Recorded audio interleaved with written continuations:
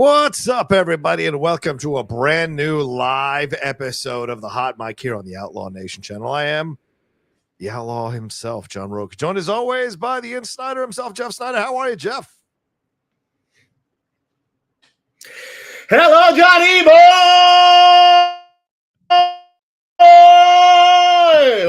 What's up, big man? You went in and out on that one. I love it. How are you? How are things? How's the world treating you, brother? Let me close down some fucking windows. Yeah, it seems like you're a little slow right now. Windows. You got all your porn windows up. For God's sake, close them all down. Okay, how's that? Is that better? Yeah, Equine Triple X. Turn it down. Take it all down. Take it all down, man. I just gotta tweet the link. Good to see you. You too, my man. You too. Did you get a haircut? You look like you got a haircut. What are you chewing on there? Some chocolate? I feel like I'm just losing my hair. I just don't think I have any hair left. I talked to my brother about it this week. Okay, he got quoted. You got tweeted at. Your brother got quoted? What? Say this again. Go ahead. My brother is 5 years younger than me. Okay. Yes. And I think he's seen his hair worse than I am, but he's more self-conscious than I am. Right. Because I got the Riz. I mean, he's got the Riz too. Like, he's a Snyder, right? So he's got that chip on our shoulder, that charisma, that personality, that Flav. But we're losing our hair, and we're jealous of the third brother. Now he can afford to just put as much fucking hair as he wants into his head, whereas I have to I can only afford like a little patch. I was thinking of asking, I should get one of the studios to sponsor a hair transplant for me, and then I will moderate their Q&As for a year once it grows. In exchange for the hair transplant? One Q&A a week for a year. I think it's a good deal for a studio. I don't know. You have to run by that Mance. I don't know if Mance would allow you to get away with that. I think Mance would be upset. You're moving into my territory. He'd shave the hair right off your head, man. But we got so much to get into here, despite Jeff's follicle challenges. We got a lot of stuff going on here in the world of entertainment. Certainly the Captain America Brave New World movie is coming out in some cities tonight, but certainly tomorrow. Shout out to Marvel for sending me a shield and a couple of Hulk hands to celebrate the release of the film there. So it is out in theaters. We're going to have our review of it for sure, but we're also going to talk about that Vulture piece that was quite a piece about what went on behind the scenes with Captain America Brave New World. We're also going to get into some reviews, get into some trailers, talk about some casting news, some Jonathan Majors interesting situation, and I don't know what Jeff meant by Kang. You have no fucking idea what I'm going to say, and that's the beauty of the show. Everyone comes in with show notes. Oh, we're going to talk about this. We talked about this in our pre-meeting. There is no pre-meeting here. We are on a live wire, people. Absolutely. I send Jeff a list of topics in the morning. He approves, disapproves, adds on, and then we lock it down, and that's what we're talking about. But you never know what comes up when we're here. And remember, Streamlabs super chats are open. I see already some super chats that have come through, but don't forget about the Streamlabs because YouTube takes 50% of the super chat. So if you want us to get a full amount, you got to send it through the Streamlabs address that's there, pinned in the chat there for you all. It's also right above Jeff's head and in the description of this video. All right, Jeff. I'm not going to disappoint. Go ahead. I'm not going to disappoint. Where do you want to start? Yeah, well, we got to start with the big report. I mean, how can we not start with this massive report that dropped here from Vulture? This is from writer Chris Lee, breaking down what happened behind the scenes on the sets of Captain America Brave New World, according to a, quote, technical crew member who worked on the movie and has been part of several MCU projects in recent years. This insider details a troubled production during reshoots, including a general level of indecisiveness about what the movie was supposed to be. They reference bad test screenings and the uneasiness around the story. They also claim, and this is really big, Jeff, that Harrison Ford was difficult to work with. Another source close to the production note denied that, but the report goes on to say that this person, quote, worked on the reshoots. I think everyone on the crew knew this was probably not going to be a good film. Some of the action sequences were not believable. There were frustrations on set. It was, quote, a really rough production. And that General Ross is supposed to be an allusion to Trump, but they had to kind of change it in lieu of the election and made some changes overall because they didn't want to lose or piss off a core base of their fans. And that Harrison Ford was one of the crankiest performers this person had ever dealt with. but he was very much a diva. He couldn't even raise his arm above his chest. We had to suit him up. And that made for a very awkward work environment overall.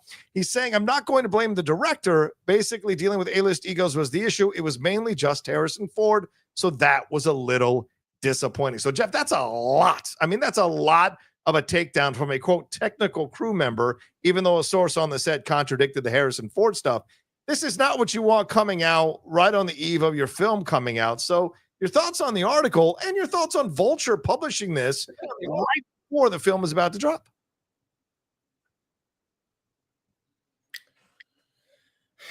I mean, it's all a bunch of extraneous nonsense to me, which ultimately it all boils down to the same thing. Okay. Let me just close this. And that is a bad script. Okay.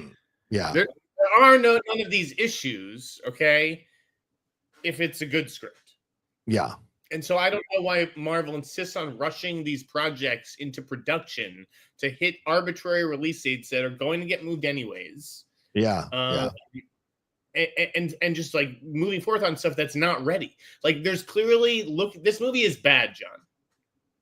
Like I mean, we can't talk about this item without talking about the movie that comes out tonight. Yeah. Now, I guess on the East Coast, this is a bad movie. Am I wrong? Yeah, I don't agree, but go ahead. I liked it. I liked the film. You don't agree. You liked this movie. I did. I liked the movie. So we're going to be on opposite sides of this. So, okay.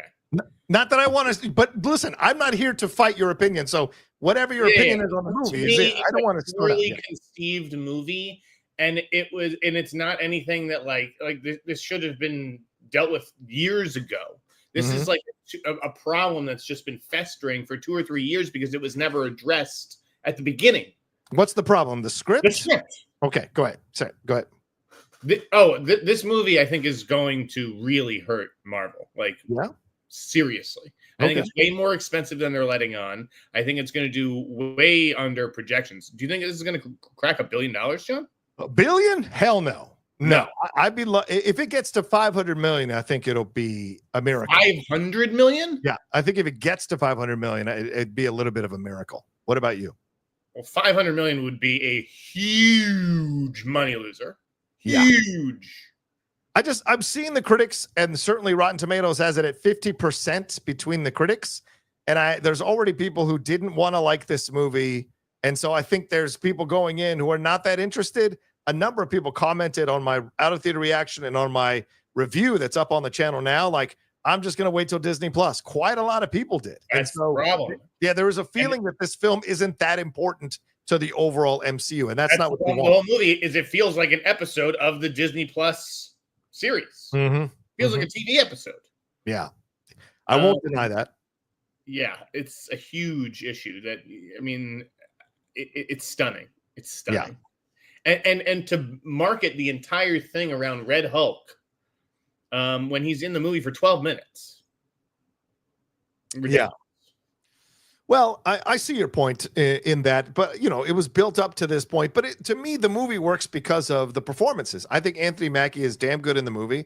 I think Harrison Ford is damn good in the movie. Whatever was going on behind the scenes, that man brought emotion into the scenes he was having with Anthony Mackie, talking about his situation with a certain somebody in his family and what he's trying to do here, and the dueling narratives of someone trying to prove that he can be Captain America and that he's worthy of the shield in his own mind, and someone trying to prove that they changed over the years from who they were before. I thought those were interesting dueling narratives, and had a 90s spy thriller vibe to it with 70s bones, the Winter Soldier bones. But yeah, overall, though, I think the villain's kind of weak. I think there are script issues. I don't find the chemistry with him and Danny as strong as I did with him and Chris Evans. And so to me, those are the negatives. But overall, I think the performances are what sell me on the film and why I enjoyed it, This is the 35th movie. Yes, which is a lot. You got to keep it interesting. You got to take swings. You can't play it this safe and this. I mean, it's boring. It's like a bland, like fucking Danny Ramirez. What a bland character, Joaquin Torres. What a bland as toast character. Yeah, I wanted more from him. It wasn't until they had that moment about Miami that you felt like, okay, this could be something interesting, and then it wasn't much of it. Yeah. I know the list of Anthony Mackie's fans on the planet, and I'm in the top 1% of Mackie fans. Okay. Okay.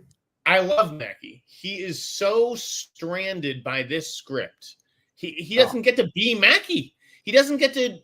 I mean, he's relegated to the boring Steve Rogers role, and that's not how you use Anthony. And it does nothing like with his blackness. It doesn't interrogate his blackness, or the fact that Captain America is black now all of a sudden or anything. I mean, it's just the whole movie just lets him down and gives him nothing to play. Okay, so I think there's a valid criticism there, Jeff, in what you're saying for sure, because Carl Lumbly is introduced as the person to say to him, hey, I don't like the fact that a black Captain America is working for this president, a white president in this situation. Again, just like Falcon and Winter Soldier, Malcolm Spellman brings up these issues, but doesn't dive deep enough in them to really challenge the audience and explore this stuff within the Disney universe. And judging from this Vulture article, it's pretty clear that the executives at Disney were like, nope, you got to cut that. Nope, change that. Nope, we can't have that. Nope, we're getting anti-woke people are super mad at us. We can't have a red Hulk who mirrors Trump because of MAGA and all of that. We got to make these changes. So at some point, it's no longer Julius's fault. It's not Anthony Mackie's fault. We got to look at Kevin Feige, because if Feige is in charge of this stuff and Feige is watching all of this happen, at some point we have to start asking questions about who's approving this shit happening. Because although I like the movie, your criticisms are valid, and I've read quite a few criticisms that are quite valid over the last few days, last couple of days. Yeah. Is it that they were betting that Trump was going to lose the election? Yes, I have a feeling they felt Trump was going to lose the election, and when he didn't, they had to do some alterations and changes. Well, then you know what? Then Bob Iger, and we're going to get to this later when we talk about Disney and all that stuff, right? Yeah. I know you can't wait to fucking get to it, but you're going to regret it. So you think? Go ahead. Yes. It all. You're right. It all does tie in together. It's like it's almost like you shouldn't have bet on the result of the election at all. Like, why is the result of the election having to play into how people feel about Captain America? Yeah, I don't know. I think they felt that they were in a position where they could like play around with it and mock it a little bit, and that it would be about, hey, reparations and making changes. But then again, you changed the storyline with him, right? Because it was and changes. This isn't why people go to the fucking movies. I know. But if you're going to explore it, these are the things that are going to come up if you're going to explore things for a black Captain America. But I think it's that whole storyline with the villain. It isn't as strong as it needs to be, because that's where, as you said, Anthony Mackie would have shined as Captain America, where he would have taken over, where he would have had some interesting things to do going after a villain of real power and menace. And I didn't feel like the villain was very well constructed, even though it harkens back to what we saw at the end of The Incredible Hulk.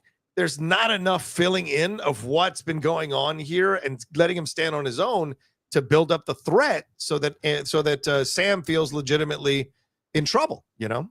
Right. Well, the point of all this, and going back to the Vulture article, right? The reason that you're seeing people come out of the woodwork now. Yeah. Okay. Yeah. And the reason that you're feeling Vulture, I mean, not that Vulture has ever shied away in the past. Like, I really have a lot of respect for Chris Lee over there. Yeah. Chris Lee does a good job, and he wrote that big Spider-Verse story. Yeah, the VFX one. Yes. Wave, sounded the alarm or whatever. Yeah.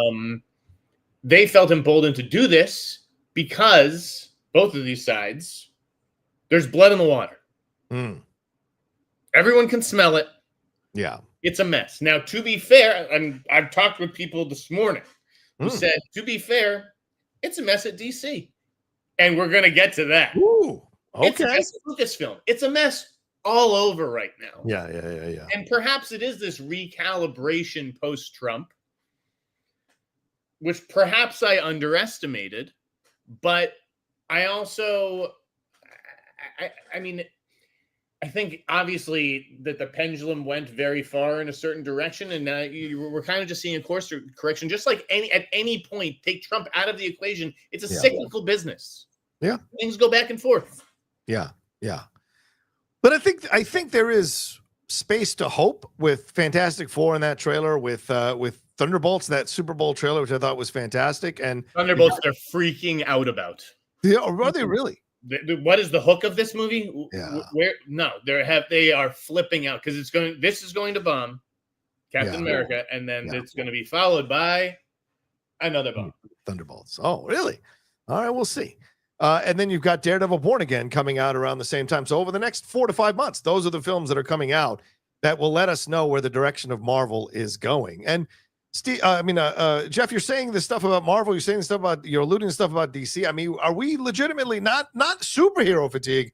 Are we heading to the point where everyone is bad movie fatigue? It's not about superheroes. We are bad movie fatigue. We're sick of this shit. That's what I'm getting at. Are we seeing it all comes down? It all comes down, John. Yeah. That's what it feels like to me. Are you right? To the page. That's where it's all that matters. Yeah. You could stick people I don't know in a movie, in a script that's great. It's gonna be a good movie. Yeah. Okay, it's not about the people. It's not about the character. Just give me a fucking story. Yeah, it does feel like they didn't 100% get to the meat of what they were trying to do, having all these reshoots, doing all these adjustments. And I do think, sadly, Anthony Mackie gets caught in the wheels of all of this. And sadly, it pushes the perception for those anti-woke people to be like, oh, see, you can't have black-led stuff. You can't have go woke, go broke, all that nonsense. And it pushes that narrative even further down the road because there was all this drama going on behind the scenes, and this is the second, if this doesn't do well, this is the second bite of the apple that Malcolm Spellman has had. And I think at that point, you got to be like, Malcolm, thanks, man. But I think we're going to move on to someone else to handle the Captain America stuff with Sam, But it's not just that. You were right to, and this is what my review called attention to, which I don't think a lot of reviews did because they don't have any balls. It may be time. If Kevin isn't already planning to step aside in a few years, once he relaunches the MCU with Fantastic Four, X-Men, and he ends the Avengers saga, if he's not expecting to be out of there by 2027, 2028, it may be time to give this guy the boot. I mean, I know we just came off of Deadpool and Wolverine, which was a huge success. I know that we're looking down the barrel of 2 Avengers movies and Black Panther 3 and all the good stuff, right? But it's like, man, you can't just rely on your A-list marquee stuff. Like, you've got to be able to do stuff with the other things in the interim, and this has just been a string like I've never seen. These movies are bad movies. I don't care if Deadpool and Wolverine made $1.5 billion. It was terrible. Yes, I know you feel this way. I know I'm right. I don't need validation from critics or fans. I know, because I know movies better than most people. I know what's a good movie and what's bad. That's a bad movie. Fair point. But the question does become like, well, also on the other side, like, are people expecting too much from Marvel now, Jeff? I mean, are they the victim of their own success with Avengers, Endgame, and Infinity War being such incredible films, Black Panther being such a great film, Winter Soldier to a degree? Do you sense that this is asking too much? I agree that they are under a microscope, and yes, they are a victim of their own success. When everyone's expecting $1 billion every time out, I mean, you said $500 million for Cap. I thought it'd be a miracle for it to get to $700 million.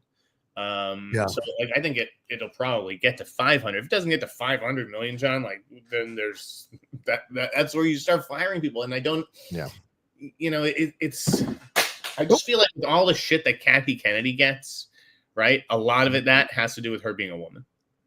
Well, of course. Yes, of course. But I think also on the other side, though, is that Kevin Feige has a lot of movies from which to base his, people believing in him, right? Versus Kathleen Kennedy. If Kathleen Kennedy had like 15 to 20 Rogue Ones, I think it'd be a different conversation to see her all of a sudden stumbling. But it's always been with her, it's always been two steps forward, one step back, or one step forward, two steps back, depending on the situation. I think that's why they come after her as well. I don't disagree with you that people come after her because she's a woman, 100%. But yeah, Feige gets a little bit of the credit, a little bit of leeway because of all the great successes. Sure. Before. But we do remember there were bad movies in every phase, right? I mean, you could arguably. This is something else. Yeah. And this is a marquee property. Again, this isn't Yeah. Ant-Man, and this isn't the Marvels. It's not Quantumania. It's not the Marvels. Right. It's not Eternals. It's fucking Yeah. Captain America, and this is a botch job. I mean, I'm shocked that you like this movie. No, I did. I think, and I'm not the only one. I mean, what do you got? I know that. I saw the first premiere reactions. Well, no, I mean, Owen Gleiberman liked it. Pete Hammond liked it. So I'm not the only one who liked it. I mean, Dan Merle enjoyed the film as well. My friend Adam Hlavak from Heroes Reforged liked the movie. I mean, but there are also other people who didn't. So like Bibbs didn't like the movie. Duralde didn't like the movie. And so there are quite a few people who didn't like it. It's like it is on Rotten Tomatoes. It's 50%, 55%, something like that. So it's clearly split. It's going to depend on word of mouth, and it's going to depend on fans really liking the film. Are we now like, okay, first of all, I cannot abide this Rotten Tomatoes stuff, John. Are you actually going to sit there and say a 50% movie is hey, one person liked it, one person didn't? It's right down the middle. Yes, that's what I'm telling you. 50% movie on Rotten Tomatoes might as well jump into the fucking ocean. No, a 30% movie might as well jump in the fucking ocean. But yes. But no, I think it is actually. It's split. If you look through, which I did yesterday, if you look through all the Rotten Tomato criticism at 111 of them, you could see that it was very split in terms of that. But I mean, critics have been split on stuff all the time. Do fans come in and go, F that, I like the movie? Like you said, Deadpool Wolverine, I think is at 70% on Rotten Tomatoes. And that's pretty surprising considering what it was at, with what it made in terms of the box office. I think that's right. I might be wrong on that. But like, this is what I look at. Yeah, 78% there as it stands. I don't know what Captain America Brave New World currently is at, but it's not strong. It's not a lot. So yeah. But what do you do from this, and what do you do from the article? Like, is this like, how does Harrison Ford it's 51% right now on Rotten Tomatoes. No audience score yet. We'll see what that Harris, again, who is, first of all, this is one staffer. This is one person experience, right? That Vulture spoke to. Yeah. Harrison Ford was a real curmudgeon on set. What, have you never been in fucking Hollywood before? Welcome to the fucking big show, my guy. What do you want me to say to this? Yeah, Harrison Ford, a little grouchy at 82 years old. With dots all over him, like you said, after being in an accident where he couldn't lift his arm. Yeah. That could just be Marvel overestimating Harrison Ford's appeal, which I think Disney did in general. Look at Indiana Jones. Yes. Never really been that big a Harrison Ford guy. I'm not like, oh shit, Harrison Ford's in it, I gotta go. Yeah. So I'm kind of with the general public on that, But the other part of this too is, as you read the comments here, is there's a lot of money, as you said earlier, there's a lot of money that was wasted on this film, as this person seems to allude to. A lot of things that were shot that were just completely tossed away or not. What happens when you don't have a script? Yeah. That this is the script we're making. This is what we need. Well, why are we shooting scenes that we don't need? No, okay, because the script is a fucking mess. So you're right, John. That is where, I mean, and the movie was basically shot twice. Yeah, they added in, Giancarlo, which is like all those scenes scream reshoots. It's just like just him. Yeah. This looks like a fucking Frankenstein movie. Like Julius Ona, just bad circumstances. Yeah, I don't think this is on Julius at all. I think he did the best he could for what. Right? I mean, Julius, just step away from this. Go back to doing those independent films and smaller films. Like, big budget filmmaking is definitely not for him. Other than just taking the paycheck. Yeah. All right. So, what do you anticipate Marvel does if this one doesn't? Do they just kind of hold their breath for Thunderbolts? Hold their breath for Daredevil? I mean, they hold their breath for Fantastic Four. They're just trying to get to Fantastic Four, which I have heard, and I will be honest about it. Yeah. I've heard Marvel is very pleased with. Oh, okay. That's good. I've heard Marvel really likes how Fantastic Four turns out and that they are confident in Fantastic Four. That makes sense. Because of how much money. As far as Thunderbolts, they're like, fuck, we're fucked again. What? I really don't understand that. The trailers have been great. No one gives a fuck. What are you talking about? I don't care how good the trailers are. Is that movie, again, this is just financially. Right. I'm just talking financial. Okay. Is that movie going to make $1 billion? Is it going to make 900, 800? Is it the new Guardians of the Galaxy? I don't think so. Okay. This is another modest movie that will be lucky to be a double. So, according to Deadline, Captain America: Brave New World is projected to open at $94 million and expected to have a $190 million global opening, including China. That would recoup its original $180 million budget in a handful of days. But it has to, I mean, the film has to make like $500 million to even smell a profit, right, Jeff? I mean, because all these reshoots weren't cheap. It's have to be close to $600 million, right? Again, I've read the budget of Captain America is like close to $300 million. Wow. So let's just be generous and call it $200 million. Yeah. Okay. Yeah. Now we got to throw in another 100 for marketing. Right. Now you're at 3 for sure. Yeah. Being generous. So you got to make 6. Yeah. See, and I think this is one of those situations where the critics do matter. You know, I know the big narrative lately is the critics don't matter, but I think with films like this that are iffy, critics matter. When people are not sure if they want to go see it, and if the critics score is 50%, I think that makes a lot of people stay home, and that's not what you want going into an opening weekend for your box office. You know, that's why I was saying 700, which is what basically Winter Soldier made. This is horchata, not milk, guys. Winter Soldier, I think, did 714 million worldwide, and that's what I thought was sort of like, if they can get to that, they'll breathe a sigh of relief. I don't think that they will get to 700. Yeah, I think if they get to 500, gosh, enough. Don't spam the chat, bro. I'm not going to have you talk, but on the next one, I will. Who's that? Yash? Yeah. Yash, we're gonna block you, dude. We're gonna block you, Yash. Stop being an idiot. You know, you can make a point and end it. I don't need to see repeats the same message in all caps 4 times in a chat where I can only see 7 messages. That's not spamming the chat. Nothing says my parents didn't raise me right, like using capital letters all the time and repeating. We're going to talk about all the DEI shit. Yeah, we're gonna talk about all that stuff. Just relax.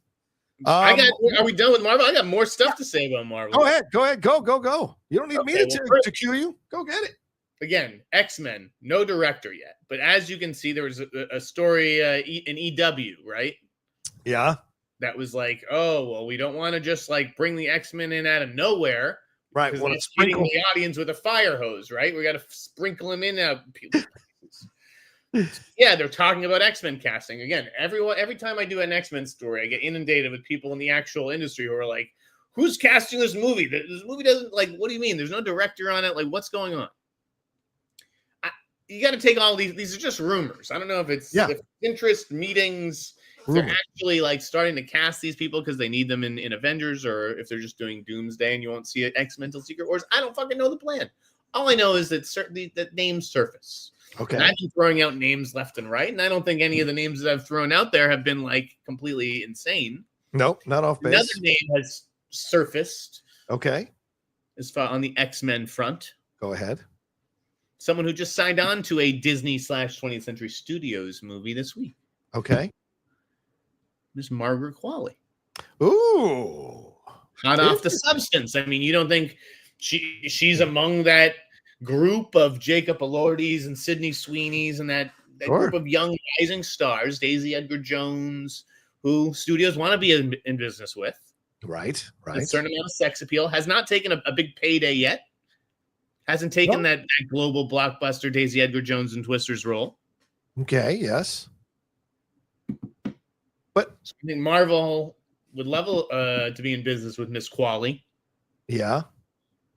But didn't she just sign with Ridley Scott stuff? Or which film did she? Yeah, that's shooting like this spring. X-Men's not going to go until next year. Okay, so Qualley's on the possibility. Qualley's on the radar, and you know for what role? No, wait. I don't know. Who would it be? I heard she might be the leader of Rogue Nation. Oh.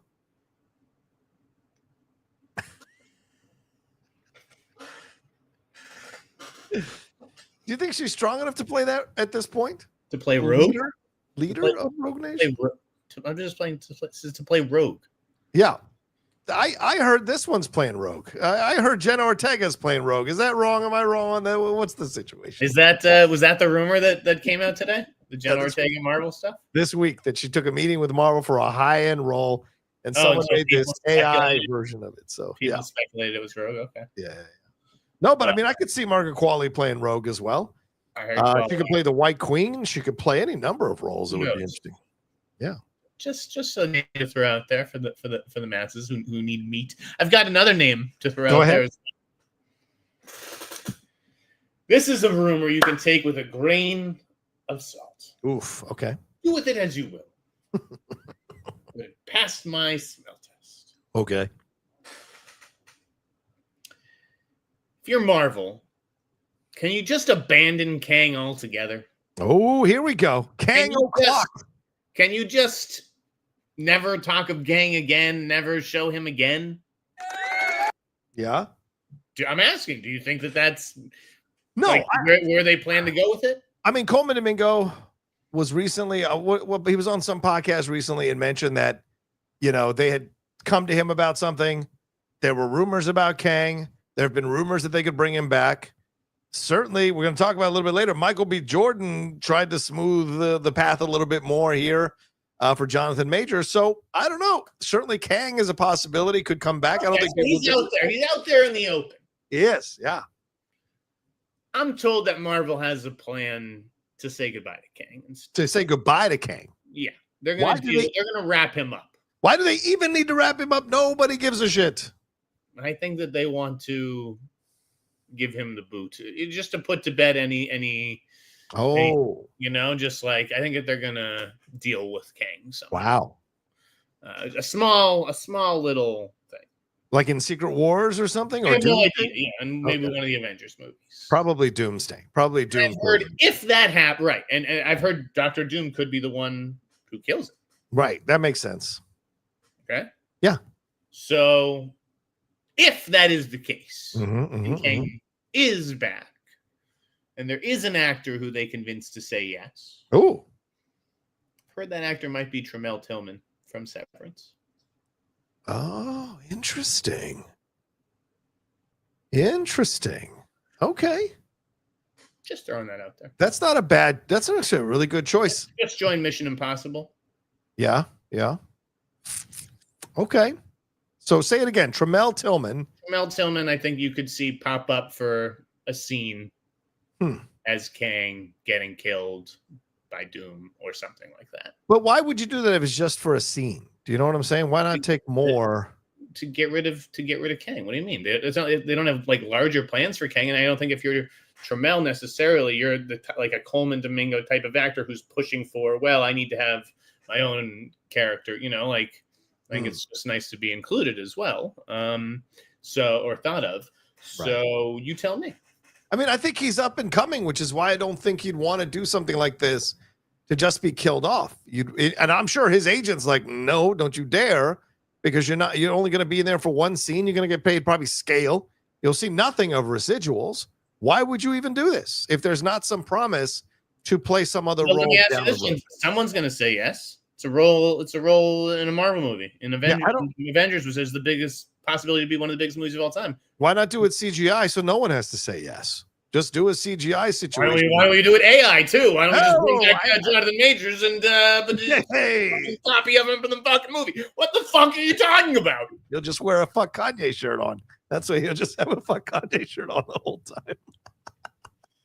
I'm just saying, I don't know many black actors that would be willing to take one scene just to be killed off that are up and coming. I don't know any black actors who take a role in the biggest movie of all time. I don't know about you. Let me finish what I'm saying that are up and coming right now. I mean, Tremel is doing great work on Severance. He's building a name.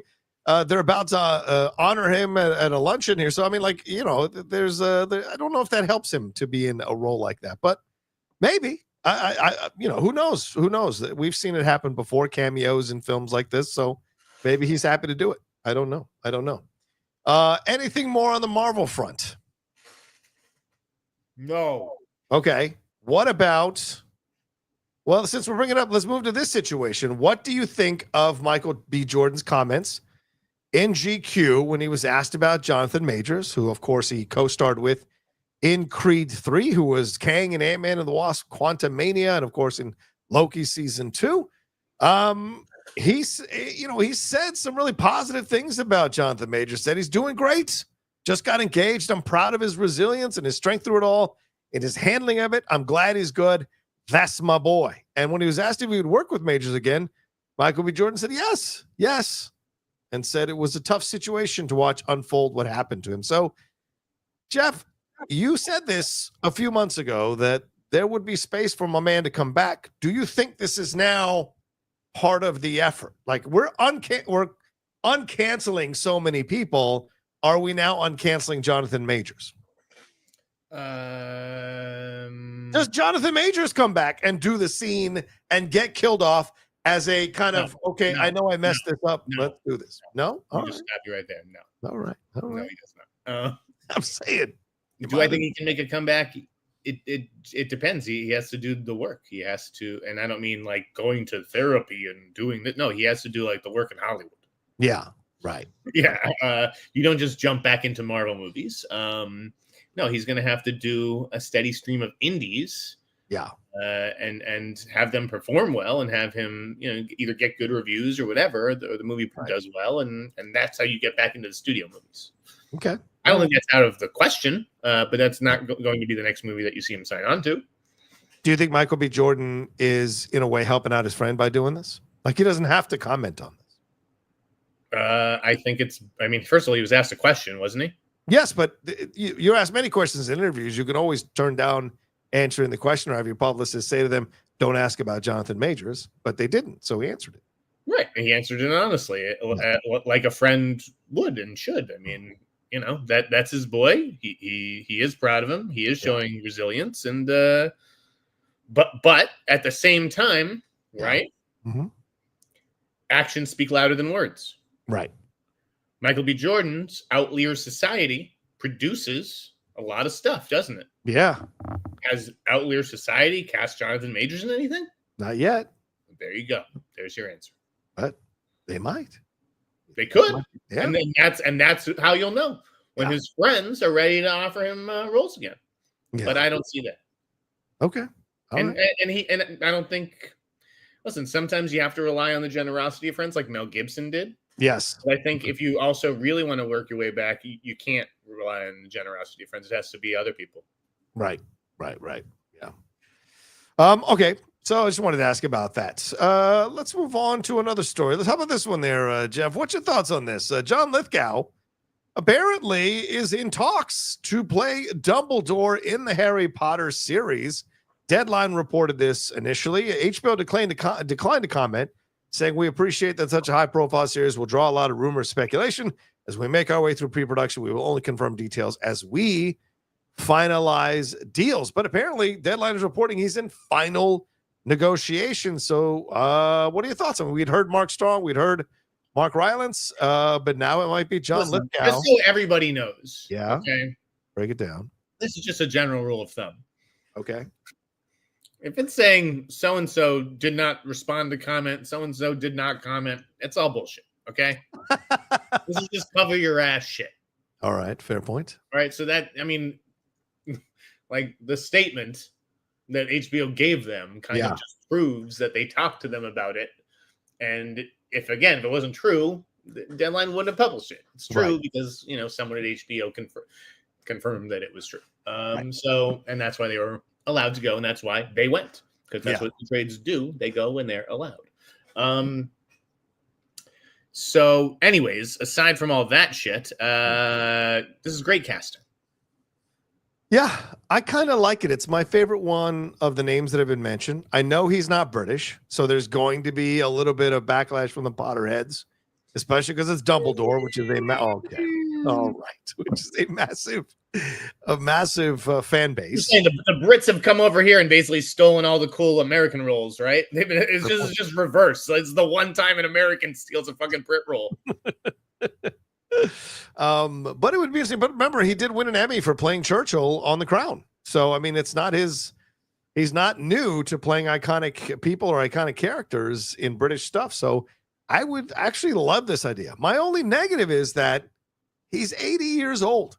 And we saw this last time with Richard Harris, that he passed away before they could finish doing all the movies with him. So they had to replace him with Michael Gambon. Are they possibly setting themselves up for another situation where John Lithgow might die before they finish this series, all the seasons? I love how that was like the first concern. What a ghoulish, fucking morbid concern. I've never even. He's 80. It's a ghoulish. No, I'm telling you, I've been a reporter a long time. I've never seen that be the first reaction to anything, whereas it was basically the first reaction here. It was fucking strange. Okay. I don't know. I don't think it's strange to be concerned about something like that when he's 80 years old. I mean, come on. You want him to stay on for a long time, so that's the concern there overall. All right. Anything more? Are you hearing anything more about Harry Potter stuff? Are you hearing any of the possible casting situations popping up or anything like that? Nope. No, nothing, huh? Are you lying? Or are you telling the truth? Are you giving me one of your statements, one of your comments? Right, exactly. No comment. I could not be reached for comment. It could not be verified. Subscribe to the newsletter, folks, to see. But that's true. No, I don't really have too much on the Potter front. Again, it's not really something that doesn't really. I mean, I know it's big. I'm obviously keeping an ear out for it, but it doesn't really float my boat. Okay, all right. Well, let's move on to this.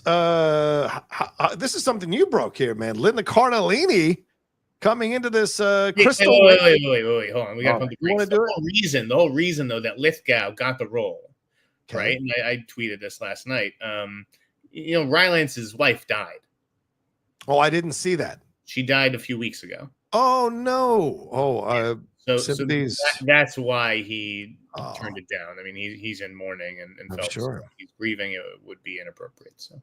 Oof, I mean, not that this is filming tomorrow. This is going to film months down the line. But still, you're being asked to come in. It'd be very weird if it was Mark Rylance's wife dies, and then the next headline you read about Mark Rylance is him signing on to Harry Potter. I think that's a little weird. It's like a lot of people came after Aubrey Plaza for her commercial, and as if she shot it the day after her husband died. They shot it weeks ago. Yeah, exactly.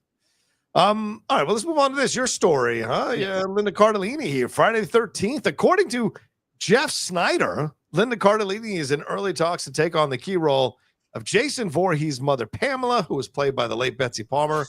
In the original, Sneider says Cardellini will soon begin filming HBO's dark comedy series DTF St. Louis with Jason Bateman and David Harbour, or St. Louis, however you want to say it.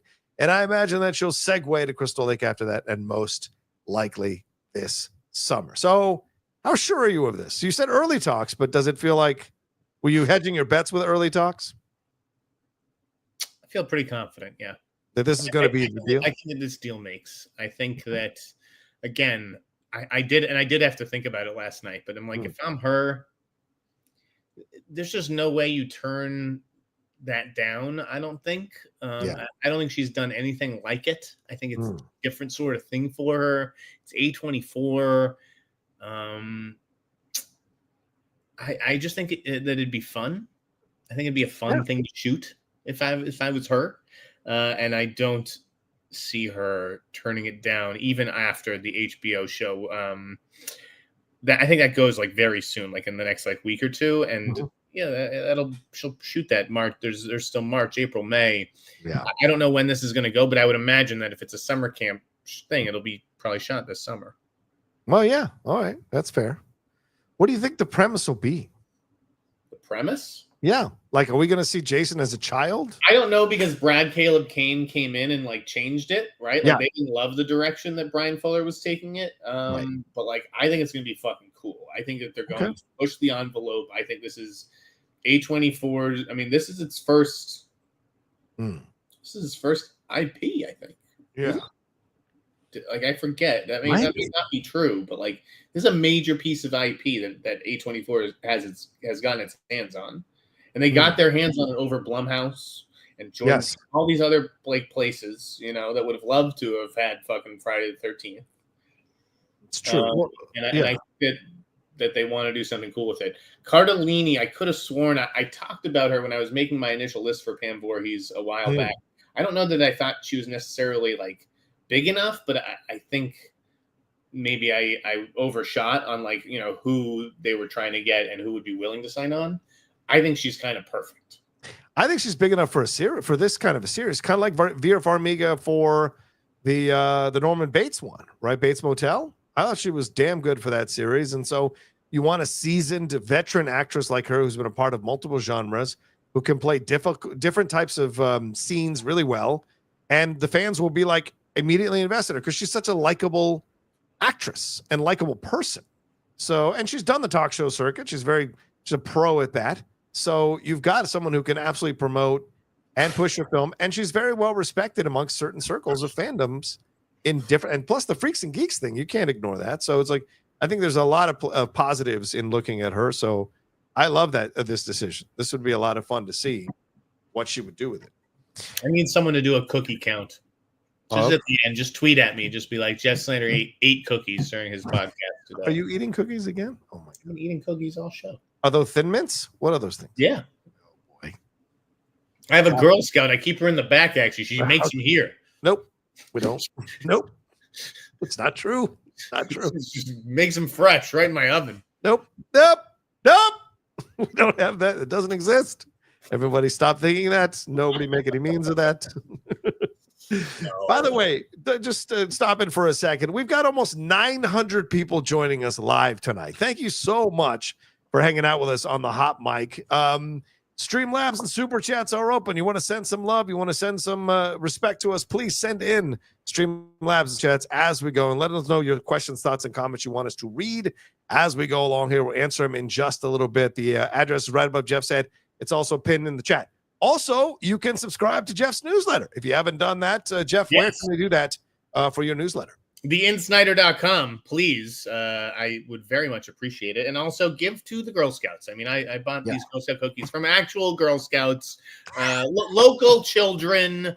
We're not chained up in my one-bedroom apartment. And they're delicious. I mean, tag-alongs, whatever you fancy. Like, you can't go wrong with a box of Girl Scout cookies. Are there new ones this year? There's always new ones, right? There shouldn't be. I mean, they should just stick to the basics. They're not going to listen to us. You know, they're trying to sell to people who want change. You know what I'm saying? I mean, I need to reach out to my sister because my niece, she gets them. So what? Oh, I can't wait for my niece to join the Girl Scouts because then I'm going to get some free cookies. Oh no, you think you're going to get free? I've had to pay. What movie, John, features the Girl Scouts as the villain? Isn't that The Boss? The Melissa McCarthy film? Isn't that basically what that is? Is she's taking care of a no. I mean, no. Like the Girl Scouts are like a front for like a criminal organization.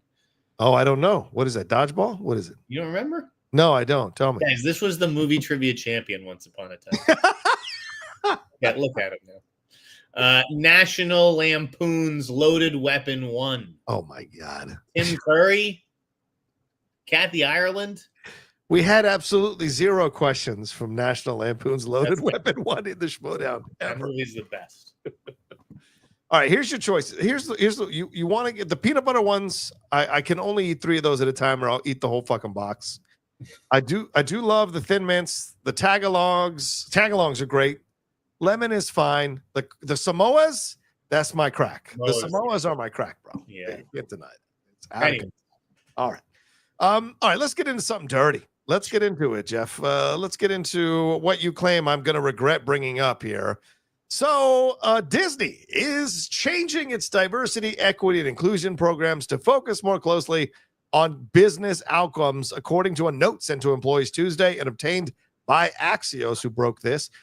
Disney is moving and changing the content disclaimers that started releasing around certain titles in 2020 by saying that there may be racist interpretations and may be offensive stuff in their movies. Instead of saying there is offensive stuff in their movies, there is these issues going on. Beginning this fiscal year, Disney will replace the diversity and inclusion performance factor that it used to evaluate executive compensation with a new talent strategy. The new talent strategy factor includes concepts from its old diversity and inclusion factor, but is more focused on how values drive business success. It's also getting rid of its crazy, isn't it? A business trying to succeed in business. Yes. Disney's getting rid of its controversial use to highlight stories and talent from underrepresented communities. What a crime. And let's see what else. The company has rebranded its business employee resource to belonging employee resource groups. But yeah, basically that's a basic thing. So they're changing all their DEI stuff to basically hide it, Jeff, and get rid of it. And of course, Iger had said when he came back, we're going to stop doing messaging. Never mind that's basically been all they've done since their inception. But they're saying they're now just going to focus on entertainment. So your thoughts on this? Didn't I tell you that Trump was going to be all over this stuff? And now everyone is bending the knee. Amazon announced today that they were also getting rid of their DEI programs. And we've seen NPR do it, PBS do it recently, and and NPR, right, got rid of their stuff, NBC Universal as well. So this is madness, how cowardly all these fucking companies are to this shit. Go ahead, what am I going to regret? No, first of all of these DEI initiatives were being rolled back before Trump. Mm-hmm. Were they not? We did talk about that on the show when they were closing the diversity offices. Right, exactly. Yes, you're right. And that was when, Kamala was going to be president or whatever. Possibly. Yeah. So don't pin it all on Trump because that's disingenuous. Well, the companies and studios have been doing this on their own, of their own volition. Yes, they've and I've been shocked to see it. This is where I will capitulate to you. Yeah.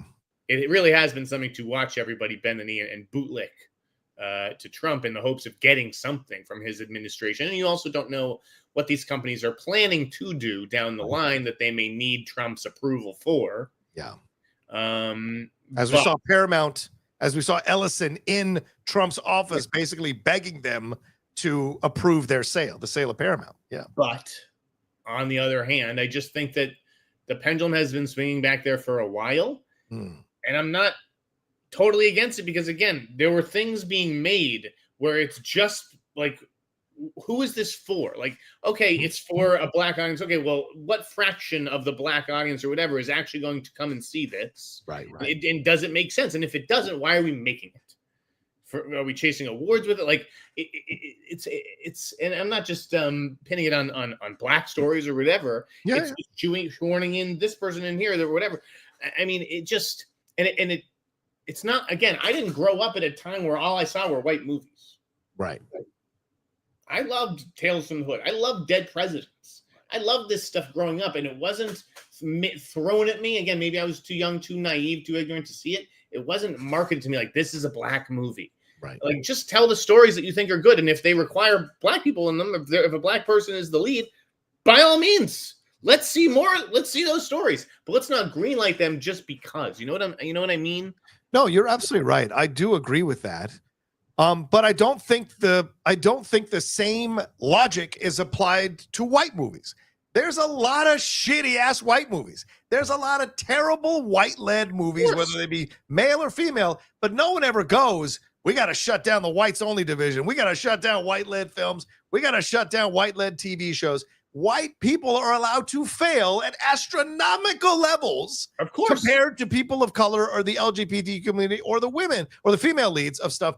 They are allowed to fail in massive numbers that are not correlative. That's true too. To the population percentages in our world. Is it Hollywood's responsibility to correct that so-called injustice, though? Should we the black people should be allowed to fail more often, so let's hire a lot of these failing black people? Like, is that the answer? No, but it seems I'm also about to argue that they shouldn't be hiring guys like Jeff Wadlow either. Right. Well, yes, exactly. Well, the thing is, that's the frustrating, because you're right. In the 90s, it seemed very similar to the 70s, where we had a nice mixture of people of color and women and men, white men, all this. The question of whether they were diversity hires. Right. It was like the Hughes brothers are diversity hires. Right. People like, great, let's go see these films. Yeah. But executives started to change. Then the executives started to lean more towards conservative choices, making more white-led stuff. And so that was the pushback, that people started to notice that going into the 2000s, the numbers of black-led, Latino-led, people of color-led, and women-led stuff was decreasing that was not correlative to the percentage of the population, and so there was a pushback to get more. I don't need correlation to the population. This fine, is all fine. nonsense. Okay, fine. But either way, there wasn't, and so there was a sense of like, well, why we need to create space in order to, or avenues rather, in order to have these communities represented in entertainment. But I think you make a good point, and this is something I've said for years. If people don't come out to support this entertainment, they're not going to keep doing it. I said this about In the Heights. I said this about West Side Story. I said this about One Day at a Time. I said this about so many of these people of color. It's not on the Latino audience to show up for In the Heights. I didn't go to In the Heights because it didn't look appealing, and it's not because it's about Latinos and I'm a white guy. It didn't look appealing because it didn't look fucking appealing. If Moulin Rouge had Latinos in it, I would still go see Moulin Rouge. But you said interesting. You said 10 minutes into the show, give me a good script and I'll give you a good movie. In the Heights had a good script and was a good movie, but people didn't go see it. It didn't look good. No, it didn't. I don't know what the story was then, and I still don't. As a film reporter, someone who reported on that movie for years, I couldn't tell you what the story was. Okay. But yeah, so. But we see this happen. But I think there is, because I see validity in what you're saying, because there was not the support. There was not the financial stuff that goes on. All I'm saying as a person of color is like, I want to see the same fucking rules apply across the board. I want to see the same damn rules. But the problem is white people get to fail at larger numbers, like astronomically larger numbers with their shit. Just like we see. I don't know what the answer is, John, other than because the answer should not be, well, black, like, let's bring in the black people so that they can fail more too. Like, that is not the answer. It's just, let's make good movies. I don't care who writes them. I don't care who directs them. I don't care who's in them. Let's just tell better stories, period. Right. But what happens if you start to see that and it's 95% white-led movies, 95% white women-led movies? Like, do you start to go like, well, what's the issue here? Do you even question it? I mean, we're analytical people, you and I. Wouldn't we question it if it looks to be exorbitantly or astronomically much more leaning towards? I don't know that I'd be upset. I'd be like, hey, what's missing? Where is everybody? But let's just say I woke up tomorrow and every single TV show and every single movie I watched was masterpiece level, but there were only white people in them. Yeah. Would you be upset if everything you're watching is amazing? I would be, because that tells me that we are shutting out other creators of color who could deliver justice. But what do you care if everything you're seeing is amazing? I would care because I would notice it. How would you not notice it? But why would you care? Why would you try to swap something that's a masterpiece out of your media diet for something right? Because this is under the. You know what? You know why? Because clearly I have enough masterpieces, so I have masterpieces to spare. I have masterpieces galore. So I have 20% of masterpieces to spare. What the fuck do I care? I still get 80% white-led masterpieces. I'm okay. I'm full of masterpieces. I can certainly allow. You want to see something a little bit. Okay, I get it. That's the point. But the DEI isn't a future I'm advocating for either. Right. I know. I just want to make sure people don't think that Jeff is advocating for white. No, of course not. I want to see the next generation's versions of the Hughes brothers and all kinds of black filmmakers who weren't marketed as black filmmakers, and maybe that's the media. Again, I wouldn't run my media company the way that I think a lot of these companies do, which actually serves to isolate people. Yeah. Right? With certain lists, with certain award shows. I mean, fucking, I don't know if it's the CCAs, it may be. They have their the separate award shows. We've got Latino night and we've got Black night. And it's just it's nice for everybody to get their day in the sun. But what if we just honored everybody together and let the cream rise to the crop? Because we don't live in a utopian perfect world, Jeff, where that exists. It doesn't exist. Well, let's create it. It's the people in power who make these decisions who just make the same decisions over and over again, and they're the wrong decisions. Right. But a lot of those are white people, and they don't want to give up their jobs, and their white buddies. Any pushing back? Their white buddies who hired them. Do you like that the CCA has a Latino night and a Black night kind of thing, or do you? Of course. I think it's great because it shows because it's not equal. If it was equal, Jeff, then no problem, but it's not. So the fact that it isn't, I think it's great to have moments. So that's what you're saying. If we don't have a Latino night, if we don't have a Black night at the CCAs, their own award shows, we just have the CCA awards. Yeah, it's not equal, is what you're saying, right? Well, no. Just to be fair, what I'm saying is, I like the fact that you're highlighting these Black films and then these Latino films on separate nights, because it raises awareness of these films existing. That's lovely and all, but why do they need to have awareness raised? Why can't they just raise awareness like white movies? Because they don't get the opportunities that because you see that. I mean, look at these outlets. They don't cover a lot of these smaller films or Black-led films or Latino-led films, or people of color-led films. They don't cover them as strongly as they cover some other stuff. It's a noble mission.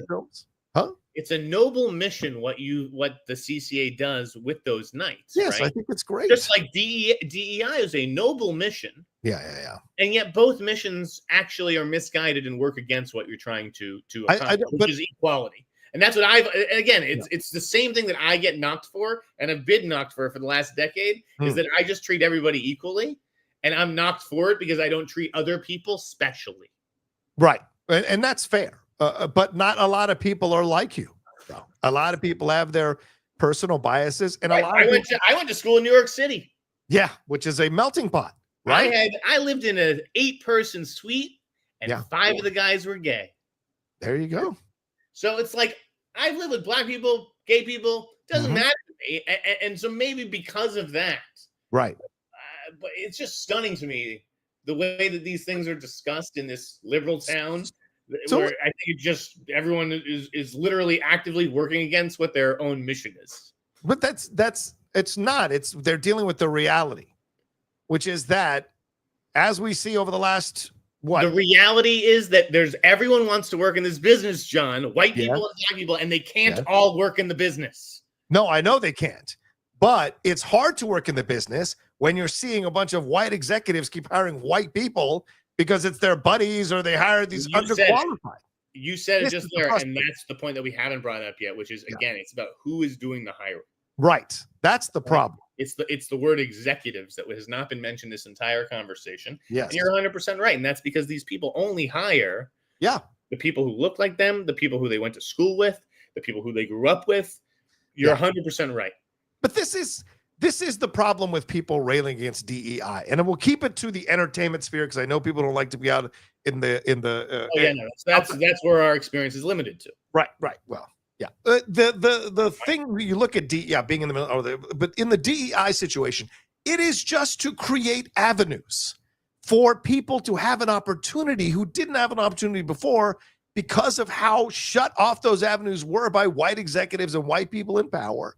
And put them into and create avenues for them to get educated and to have the ability. Everybody else has to. I don't need special opportunities. But you're a white guy. Of course, you can say you don't need special opportunities. That's the problem. You all get special opportunities all the time, and that's what you don't understand. To white people in the world, the entire world is a special fucking opportunity. That's the thing. Whereas people of color and women have fail.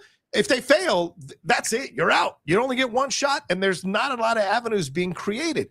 And so what they use DEI now for is they turn it into a racist term against people of color, to imply that people of color, who we know have had to work 5 times as hard as white people to get these jobs, are somehow being handed these jobs that they're doing now, or these opportunities.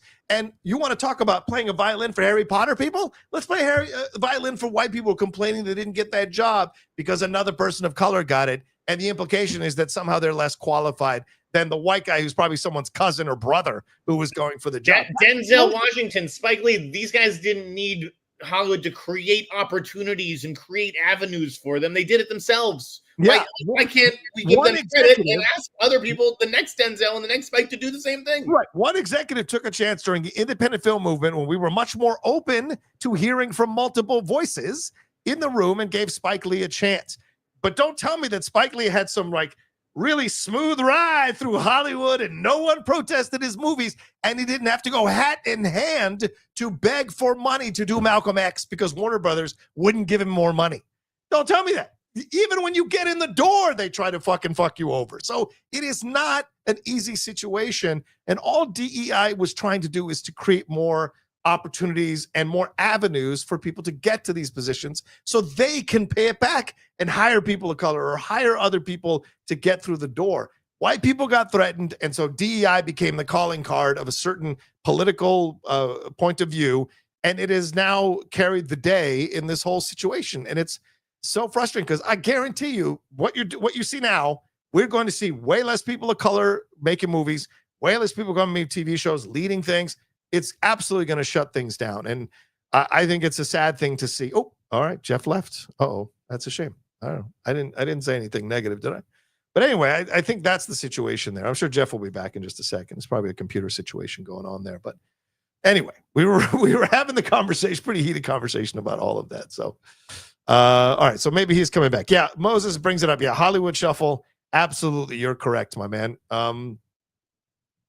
Yeah, Fred makes a great point. They aren't allowed to. They weren't 100 masterpieces of minority films because they weren't allowed to make those films. Yeah, I mean, it's so clear how many times these situations have gone down. And look, I'm not against white people making things. Go make things. I'm not against white people working. Go get the jobs.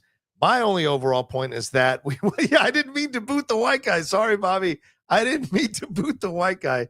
It's probably his computer, so he'll be back in just a second, and I'll get him up there. But yeah. But people and Stephen A. Smith, who I'm not a big fan of, he said it best the other night on Real Time with Bill Maher. When Bill Maher confronted him about the DEI stuff, Stephen A. said, look, I'm cool with you getting rid of it, but let's not get rid of it and forget why we needed to put it in place in the first place, which was that white people were hiring white people. I mean, look at Trump. His entire cabinet is almost all white. There are no black people in his cabinet. And that's something really powerful to look at and analyze. So that's the end there when you look at all this kind of stuff. And everyone wants to earn their place. And people think because you create avenues through DEI that people are being handed stuff. No. Do you know how many black filmmakers, Latino filmmakers, Asian filmmakers, women of color who are applying for those opportunities? And because there's only like 2 or 3, the competition level is so high. You have to come with such a resume in order to get through the door to be able to get those opportunities. People don't follow up with that overall and look at the DEI side of things and show what the situation actually is, that there's even less of an opportunity when you look at that, the way it's went down. Let me see where he's at. Yo, brother, you okay? Maybe his computer ran out of juice or something like that. So anyway, so there we go. Dude, let's see, what does it say? Is he alive? I don't know. I'm checking on Jeff to see if he texts me back and see what's going on. No internet. Oh no internet. Uh-oh.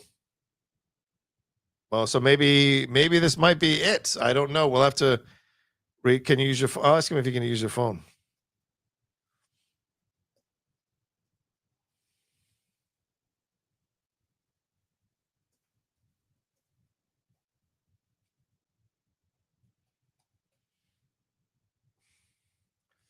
So let's see. Okay. So it means like his internet's probably out. So we will see what happens and when he comes back. So we will see in just a second. Jeff's in the back yelling at his Girl Scouts. More cookies. Yeah, no, I know when Jeff storms out. He was not storming. We were having a good, healthy back and forth. And, it was really clear as I was saying to Jeff, like, I know Jeff doesn't want, white only led stuff. That's not what he was advocating for, or straight only led stuff. Not at all. He's advocating to have the playing field be equal, which I totally respect and understand. And I see the point of view that, having Latino only nights or black only nights causes separation, but it's only happening because we know that the opportunities are not there for these films to be showcased. And we know a lot of the majority of the voting bodies are white. A majority of the voters are white. And so how many of them are actually going to go and watch some of these black films, Latino-led films? Not a lot of them are going to do that. And so that's another thing that can be a negative in the situation. Here we go. We got Jeff back, I think. I think he's back here. So Kristen says John's POV is not shared by the majority of Latinos. This person would know. He's polled them all. That's been shown time and again. It's shared by time, and they're usually much further to the left than the average person.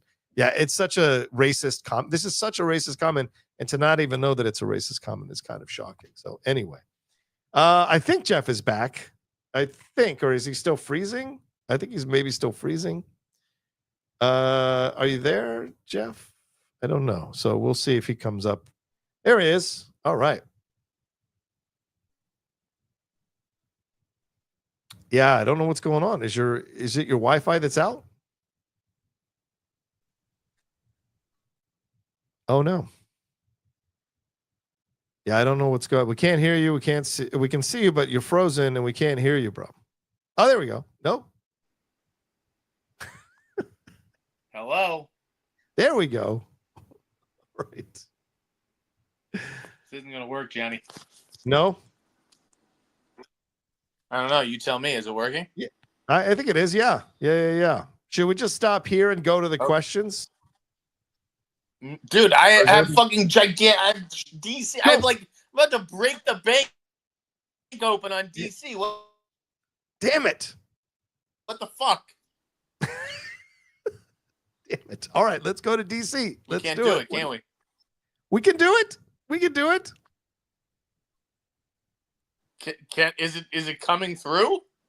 Your voice is coming through, but the video is a little stilted. I will say that. All right, let's just take the video off. Okay. How's this? Is this better? Hey, if you're going to break news, I think it is totally fine. Is it totally fine or is it not?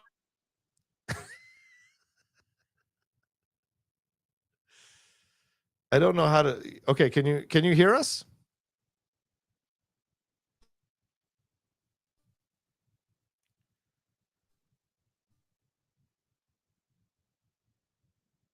Damn, I cannot hear him. I don't know what's going on. I don't know how that's going down. Son of a bitch, we were having such a great show too. This is a shame. What if he calls in? Would you guys have an issue if he called in and I could put him on speakerphone?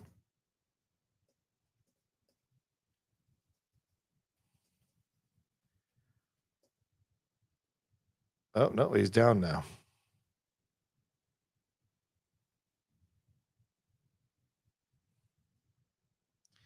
I could put up Jeff's. Hold on, let me see. We should have like pictures for situations like this so that Jeff Sneider can come on through the phone and tell us his ideas, his thoughts. So let me see. I think I can do this. All right. Like I could do this while he talks or something like that. So, although that's a terrible picture because it's not 100%. All right. So he says he's going outside. So hopefully we'll get a better reception of Jeff.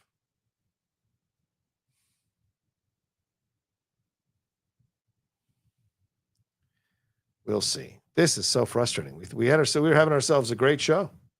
Sadly.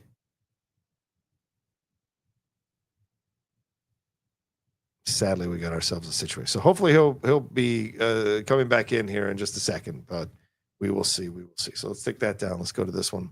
Thank you, everybody, for still hanging out. I really appreciate it.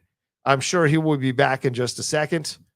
But I can get him on a call. I think I can get him on a call. So we'll have to maybe figure it out that way if we can. So we will see. We will see. But there's not a lot of Jeff Sneider photos. I don't know if you guys have noticed this when you go online. There's not a lot of them where he's 100% like just his current face. There's not a lot of current face Jeff Sneider photos. So I'm going to have to get him to work on that so we can have one with him. Here. There we go. Well, you know what? I think I might be able to do something with this. Let me see if I can do something with this. Unless it's... Yeah, see, the problem is these Instagram posts don't have clear pictures.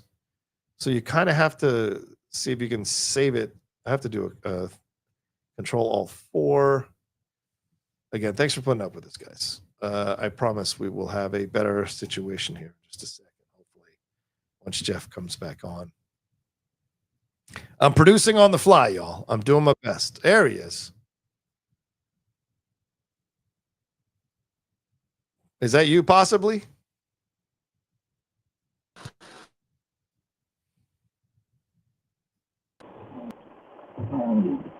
Oh, my God. What is that noise? Can you hear me now?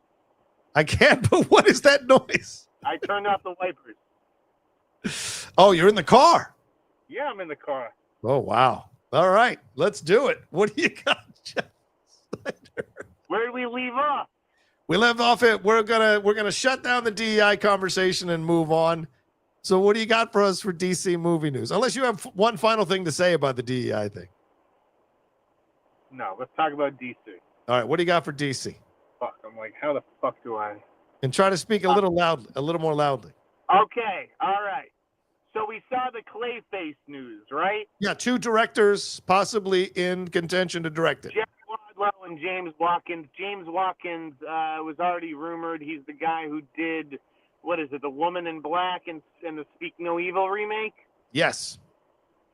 And Jeff Wadlow, again, maybe a very nice guy. But why don't you read off his filmography for the fans at home? Okay. Go to Jeff Wadlow filmography wiki.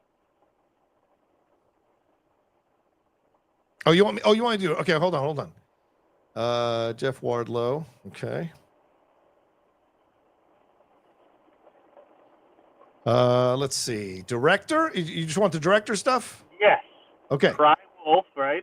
Yeah. Let's see. Start from the beginning here. Cry Wolf. Yes. Kick-Ass 2.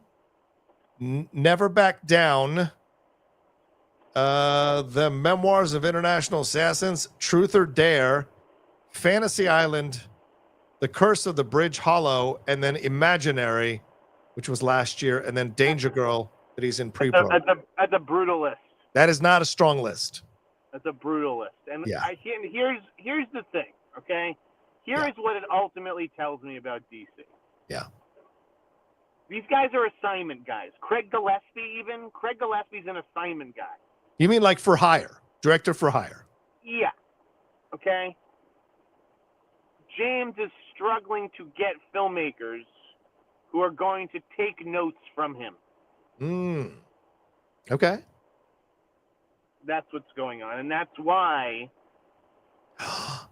when he's got a guy like Matt Reeves in the door, or James Mangold in the door, it's like you kind of, or even like Luca, like you got to let them do their thing. Right? Brother? They didn't James Mangold is not going to take fucking notes from James Gunn, and so it's like specifically with Clayface, okay? Clayface, they're getting rid of like the villain stuff, right? Yeah. They're like, we're gonna turn him into the protagonist. They're gonna take him and make a man who's turned into a monster who wants to get revenge on the people who turned him into a monster, right? Right. Yeah. You know what that movie's called? What? Swamp Thing. Yes. See what I'm getting at here? Yeah. Is James Gunn, are we doing Clayface because he feels like, shit, I'm never going to get James Mangold come in and take notes from me and do fucking Swamp Thing? Which is ironic because I'm told that James Mangold is actually more passionate about Swamp Thing than he is Star Wars. Right. But in the next couple of weeks, he's going to decide whether he actually wants to press ahead with his Star Wars thing, because that's a huge fucking multi-year commitment. Right. Okay. But didn't we say this at the beginning when James Gunn, when we kicked around the idea that he could take the job, that directors, how willing will directors be to take direction from James Gunn? Oh my God. And we lost Jeff. Didn't we say that? I'm here. Okay. So, yeah. So no surprise to hear you saying that that's an issue that's popping up now. Yeah, I mean, it's just like, I'm just like looking at like notes and stuff. Like, I just wonder if DC's like hedging its bets with this Clayface thing. But like, there have to be other directors in the mix. There's no, like Jeff Wadlow, that is like scraping, all due respect. Yeah. more money than I ever will. Great looking guy. I met him once, like early in my career. Like, that is scraping the bottom of the barrel as far as studio directors are concerned. I could come up with like better Clayface directors.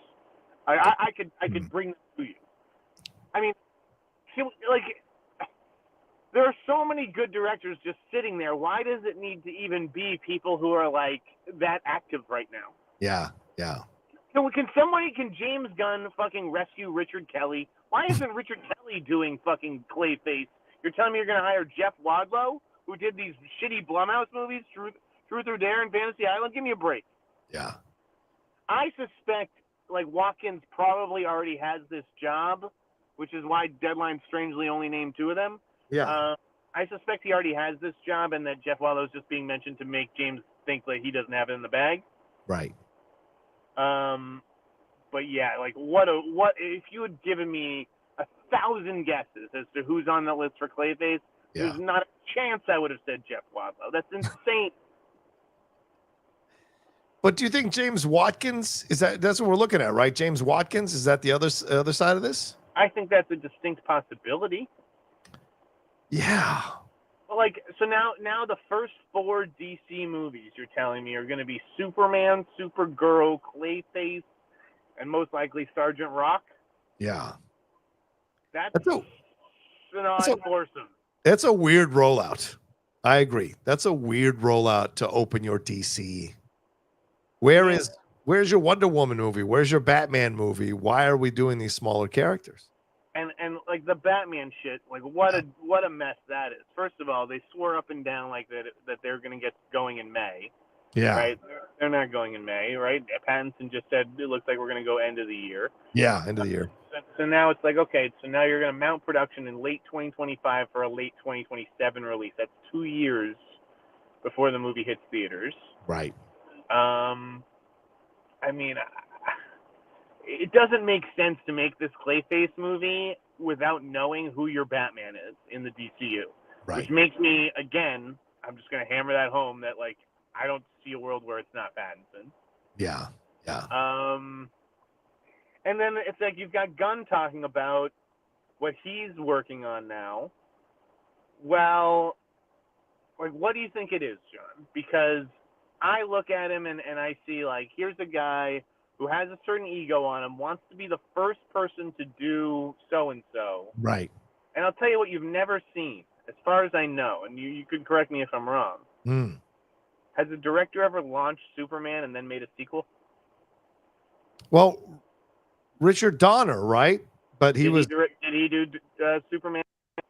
He did, but they moved him off it and then brought in Richard Lester to finish off his stuff. That was the big controversy, that there was issues they had with him doing the second Superman. And I mean, you could argue Zack Snyder, because Zack Snyder did Batman versus Superman. That doesn't count. Nope. But I agree, that doesn't count. He didn't do Man of Steel. Steel 2. Right. I'm sorry. Did you say that Donner directed Superman 2 or no? Donner did direct Superman 2, but then they brought in Richard Lester to do a different version, and then that theory blows up in my face. Then forgive me.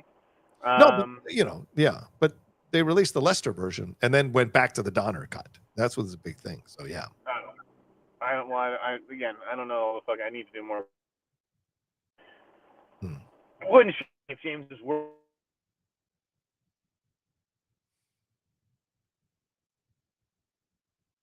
Oh. Now, yeah, you should have a sequel out 2 summers later, frankly. Yeah, because it's going to be 5 years at this point before the Batman film comes out. 5.5, actually, by the time it comes out. So when do we get Superman 2? If Superman comes out 2025 this summer, when is Superman 2? It should be out really 2027 summer, but I mean... Yeah. But you've got Batman coming out. So are they going to do the same thing? Are they going to do a Superman sequel that has Batman in it? What are we doing here? I don't know. I don't know either. I don't know all the plans, but everything's a mess. That's what I know. Crazy. All right. Anything more on DC? Anything more you want to talk about?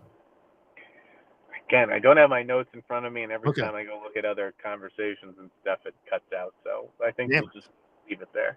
Okay, man. Damn it. We were going to have a good ending to the show. That was a pretty great end. I mean, I agree. No complaints. These guys are shooters, and that's what I'm getting at. They're bringing in shooters. Do you think they're doing that because those people actually take notes from James Gunn, whereas these other directors might not? You know, because there's a lot of directors out there. Yeah. And I mean, I love, who was it that spoke to Gunn about, or Reeves about his ideas for the Batman? Is it Andy Serkis? Yeah. Oh, he shared his ideas with me. Great. Have you seen a script? We're talking about ideas for 3 years now. We got concepts of a movie. Yeah. But I will say that, when Deadline writes that they're going to be hearing pitches on Clayface, they don't mean for the script. Flanagan's script has been, approved and greenlit or whatever. They mean like visual pitches. That's what they're getting at. Right. The approach they want to take. Yeah. Okay. Do you want to hit anything more before we get into the questions? Any of the trailers, any of the reviews? You want to toss anything out there before we get? We talked about Captain America already, and just to go back, not to go back to Captain America, but to the idea of story, guys. Yeah. I saw a movie last night that I was so excited for. Okay. And it was such a crushing disappointment. Oh no. And that was The Monkey. What? Dude, this movie. What? I'm gonna tell you something about The Monkey that I found out later. First of all, it's bad. Oh, that's a shame. The second, it was like 95 minutes, and the second half of the movie, I was like checking the watch nonstop. Okay. There's no story, and that's the problem. It's just like a concept. Again, you put that whole movie on the poster. Yeah. This monkey's been killing my family, and now it's back. That's the whole movie. There's no character to get to know. There's no story to invest in. It's pretty fucking weak tea as far as, and it really just like hammers home that to me, Oz Perkins is not the second coming of Jordan Peele. He's not the next great horror director. This is the second movie that reveals him to be a total fraud and reveals Neon to have an incredible marketing department. The thing that I've heard about this movie, because I asked around after I saw it last night, I was like, you guys won't believe. They said, and again, Neon may dispute this. You can take it with a grain of salt. They said it was Neon's lowest testing movie that they've ever made. Not the ones that they acquired, right? But they made this movie, I believe. Okay. And they said it tested very low as far as that stuff goes. Wow. So I'll be shocked. Like there's no question there's some imagery in this movie that will stick with me. Like it's totally fucked up. Right. That he has a real knack for that. The problem with it is that there's no suspense. Okay. Everything kind of just happens out of nowhere. It's like everything's like a freak accident, and so it sneaks up on you, which I guess is maybe part of the fun. But like the thing about Final Destination is it sets up each of those kills. Right? Yeah. It teases you with each part, every corner of that room. Oh, this could happen, that could, right? And this, it just happens. And so there's no suspense, there's no build-up. I thought it was very clumsily directed. Not a fan of The Monkey at all. Wow. That is shocking because it's got a strong score from critics on Rotten Tomatoes. So is it that shocking? Critics are the worst, John. It blows my mind. If I were to tell some of the people who I even like and respect in my field what I truly think about their opinions and their writing, it would like make them cry. Like I'm not going to be that person, but it's truly embarrassing to see the tongue baths that some of these movies get from people who know better. Especially horror movie critics. Yes, I would agree with you. Holy shit. I would agree with you there. All right, real quick. White Lotus season 3. Did you like it? Do you recommend that one over The Monkey? It was great. Okay. Fine. I'm so relieved to be able to say, hey, this was great. And it was great. And you know why, John? Why? Why do you think? Great writing. Who? Great writing. That's what it comes down to. Mike White is a guy who knows how to fucking write. Yeah. And so, it starts off a little slow. It's a little bit of a slow burn. But great writing has payoffs. And you get to know these characters over 8 hours. We've only seen 6. Great cast elevates that material. It's fantastic. Right. All right. Good. Real quick, the trailers, G20 and The Accountant 2. Did you see those? Yes. 2 Amazon movies. I mean, G20 looks like it'll be fun and like it'll do good numbers for the streamer. I think that'll be a hit for them. And Accountant 2, fuck yeah, dude. I love seeing Affleck and Bernthal team up. I'm totally in on that. Yeah, I was down with that as well. I really enjoyed that. I did a trailer reaction for it this morning. I never put it up, though, because no one was watching the trailer. But damn, I did enjoy that trailer. And the G20 trailer, they clearly thought Kamala was going to win that election because this is absolutely a fantasy. This is like Air Force One for Kamala Harris, man. So, yeah, but you're starting to see all the miscalculations that Hollywood had. Yeah, 100%. 100%. All right, should we get to the questions, brother, or anything more you want to hit on? Let's do some questions. All right. Wait, that friendship trailer with Paul Rudd, that looks cool. That looked like a lot of fun. I like that trailer as well. Yeah. The twists and turns on that one. You're like, what is happening? And you know what's coming out next week? My buddy Josh Posner's movie, The Comeback Trail, which puts the 3 Oscar winners together: De Niro, Morgan Freeman, Tommy Lee Jones. That movie's been sitting on a shelf for 5 years. Wow. John, it's going to be the trailer portion of my newsletter tonight. Okay. I looked back. I first wrote up that trailer for Collider. Pretty crazy. Comes out next week finally. That is crazy. Quite a lot of people in that one too. Did you see it or you not seen it? I haven't seen it, but I want to see it with those 3 guys and Zach Braff. Like, could be fun. Yeah, could be fun. We will see.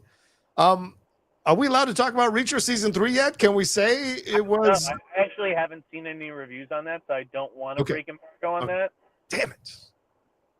We're days away from it coming out. All right, fine. I know. I haven't. But have you seen any reviews? I haven't. I haven't. No, I haven't. But I'll tell you this: we are about to finish tonight. We have 1 episode left on Disclaimer. I loved that. I love that show. The Kate Blanchett show. We're finally caught up to it here. If you guys haven't watched that show, highly recommend that show. Oh, dude.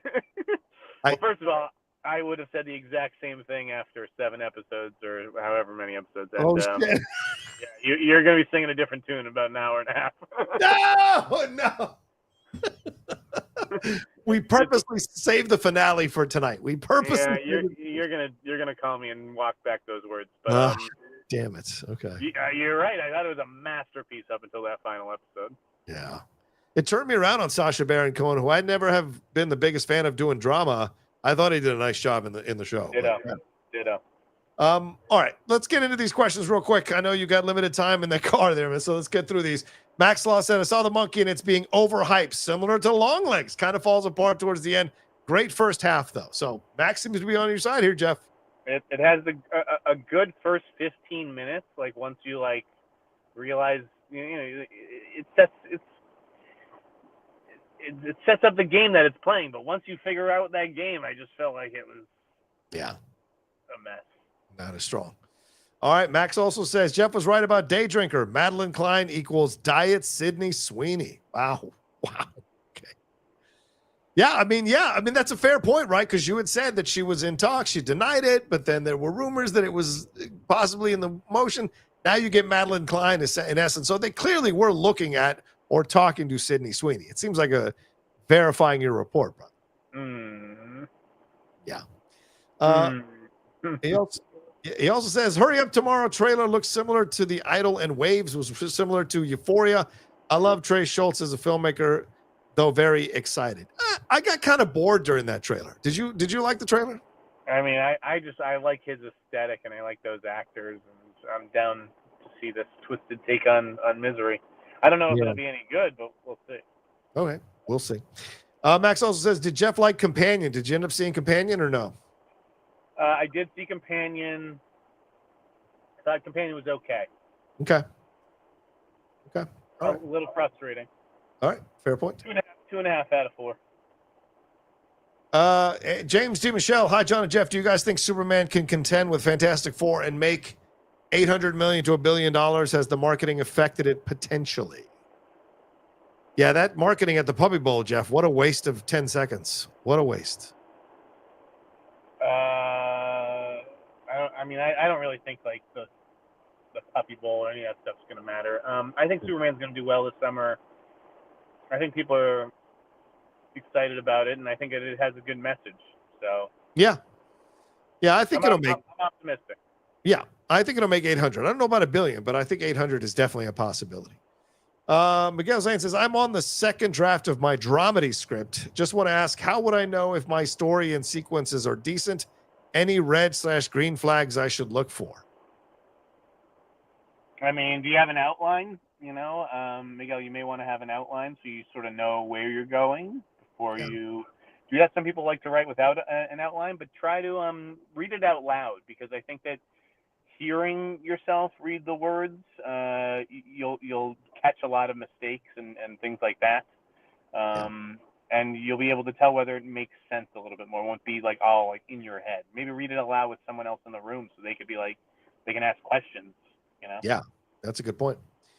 Miguel also says, since we're getting younger X-Men, who are some late 40s, early 50s actors who can be great as Professor X and Magneto? Any top two that comes to mind? Thanks, two of the best pundits/scoopers online, Luca Faya. Well, Jeff, we already talked about Denzel, Professor X, Magneto. Any other actors in the late 40s, early 50s? This guy's a little bit older. Again, if we're going a little bit older for Magneto with Denzel, then what about Mark Rylance for Professor X? Oh, that's an interesting choice. Yeah.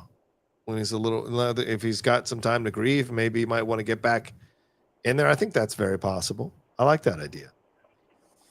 I don't know who I think about. Let me think about it as we go along. Max Slot says A24 trailer for Friendship was hilarious. Dry humor. Yes, agreed. Robert Giaquinta says the first thing I thought walking out of the monkey was man, Jeff is not going to like this. Well, it is while it has balancing tones, I definitely had a good time with it, but admit that it has faults. There you go. I looked at my friend and I was like, what the fuck was that? All right. Goopy G says, at this point, core like Penske own the trades and dictate what gets reported. How do we sync legacy media and guide people to independent journalism? Well, you're never going to sync legacy media because people want their fast food media all the time. So you're never going to do that. But Jeff, any suggestions? To get a subscription and tell a friend. Yeah. Let's do a little discount right now. Raining. That's the code word. If you guys want to subscribe, you're watching this right now, you need a discount to the newsletter. I will give you the Insider Special with the code word raining for the next few days. Just DM me on social media. There you go. Good stuff. Cody Hunt says, I would have loved to know who was vice president in Brave New World, LOL. Yeah, I think that's a fair point, Cody. Cody, I thought that as well during certain moments of the movie. Like, where's the vice president in all? Anybody? Where's an advisor? Where's the chief of staff? As soon as you see anyone, it's just like clear the room. Yeah. I need to talk to my 5'2" security advisor. She's Israeli. Why? None of it makes any sense to me. I did not care for her either. Yeah, Shira Haas. I am Two Fly Camps. It's really weird that Mackie has no love interest, not in his show and not in his movie. It's Valentine's Day, LOL. Disney is just a fumbling machine. They don't let the black man be a love interest, just like they rarely let Asian actors. It seemed like they were setting up a love interest with the woman who worked at the White House, but then they never really kind of pursued that. So I don't know. Trash Panda says Marvel's current problems can trace back to Iger and Chapek. Disney Plus cheapened the brand value. TV never should have crossed over with TV. What? Movies. Maybe the movies. Yeah. I mean, I agree. Like it's when you have to watch Falcon and the Winter Soldier to know who the fuck Joaquin Torres is in Captain America 4, like people just don't want to do that. You got to make it easy for people to go to the movies. Just so that anyone can just come in and buy a ticket, and they don't need to have seen 34 other fucking movies and 10 TV series. That's fair. It's I think that's insane what they've done. Yeah. Sadly, though, they're hamstrung by this because they decided to create a connected universe. So it was nice when it was around 20, 25 movies. Now that it's 35 plus series, it can be a bit much for people. Brooklyn says, you really pop in that maroon top. It's a vibe, Jeffrey. Oh, there you go. Maroon top. This is a lavender top. All right. Maybe it's just the lighting. Khalil says, as a black man, I've always hated the idea of them making the black man too prideful to take the serum. Oh, the super soldier serum. Oh, okay. All right. Yeah, I don't think I like that there's a guy who doesn't have superpowers and is just like a badass. Yeah, without it. Yeah. Cowboys fan. Badass cloaked in Wakandan technology. But. Right. True. So he does get a leg up. But hey, Cowboys fan. Hey, John, while we were talking, Disney and Marvel have not and will not go back to Disney Plus on Disney itself due to the DEI news and its price hikes, which has done it yet again. Yeah, it's true. There are price hikes along with all this stuff. The most embarrassing thing about those price hikes is the no ads thing. Yeah. Oh. No ads except on their content where we gotta have some ads. We gotta have some ads. Exactly. But no ads otherwise. Not one ad. Except for all those others. We're in a way worse boat than we were with cable. We are. I don't care what anyone says. We're in a way worse boat. Way worse. Lemmy Ward says, hi, boys. Jeff, is there any more news with relation to the Camp Crystal Lake TV show apart from the news you broke earlier this week? Any more other than the Linda Cardellini news? No. Okay. All right. Damage Turtle says, Jeff, thanks for responding to my email earlier this week. We'll resubscribe as soon. In these dark times, I'm thankful y'all bring some joy. Oh, thank you. I always, listen, I get a lot of emails from people because like they can't always figure out how to cancel. They're like, hey, cancel my subscription, which always hurts, like to wake up to one of those emails. But I understand times are tough for people, right? Yeah. And they, there's going to be churn, just like there's for streaming services and stuff. I mean, that's why I, think that the annual is the best way to go, and I can offer a discount on annual subscriptions that I can't on the monthly ones. But always happy to respond, and hopefully you'll earn your business back next month. Yeah. We'll see. You will. Javier Reyes 405 says, I wonder what the cinema score for Cap 4 would be. It has to get at least a B+ to have legs at the box office. No way. I don't think it has any big competition playing against the whole month. Love the show. Keep it up, you guys. And you'll send a super I don't think it's going to get a B+. Yeah, you don't think so? You think a B or lower? I think people are going to walk out of that being like disappointed. I think. Fair point. I think B seems believable. Ewok says, coming from London myself, I have no issue with Lithgow being American. He's a London-trained actor, and we think of him as an honorary Brit anyway. Well, there you go. All right, Ewok. He's a chameleon. I agree. Yeah, get out there and battle your people on social media. Dennis Hoffman said, isn't Nate Parker basically being pushed out? Eternals and Cap 4 are going to lose a lot of money. Well, Eternals already lost a lot of money. That's another part of this, isn't it, Jeff? Like Cap 4 attaches itself to the Eternals, which is considered one of the worst films. Yeah. So why do that? Why did they do that? Yeah. Why did they make it a sequel to The Incredible Hulk? Which is arguably one of the most forgotten films in the MCU because they changed Hulks. So why? So again, this is from a conceptual level. Yeah. This is something that should have been addressed years ago when Kevin goes in front of whoever he has to go in front of, if anybody, and say, why are we making this? Why are we like defend this decision? Yeah. How do you do it? I don't know. We got to make this work. Well, why? Yeah. Chazzer says DEI equals red herring. Companies with DEI are just virtue signaling to get money from a segment of the audience. It's like Target selling rainbow merch. True. They were never really doing the DEI thing, really. I mean, that's I want to see investigations of that. I'm open-minded to see if these companies were bullshitting you about their DEI approach. I've said this before. A company I used to work for fired almost every person of color on their staff, but then felt they could still put up a black square on their Instagram to support Black Lives Matter, which was hilarious to me. So what? It's all lip service. So it's like, let's just be honest about it. Yeah. Yeah, I'm cool with that. I think that's fair. That's all I've ever been, and that's when people can't handle. They don't know how to handle honesty in this town. Because that's true. Let's be honest in Hollywood. Yeah, I know. It's unfortunate. That's why we exist as a oasis amongst the bullshit. Rashad Green says, in the spirit of Black History Month, what are your top 3 Black-led, uplifting, positive movies? Mine are Spider-Verse, Black Panther, and The Last Dragon. Yes. Show enough. Uplifting Black movies. I mean, I'm thinking of Selma. Cool Runnings. Cool Runnings is great. Yes. There's plenty. Hold on.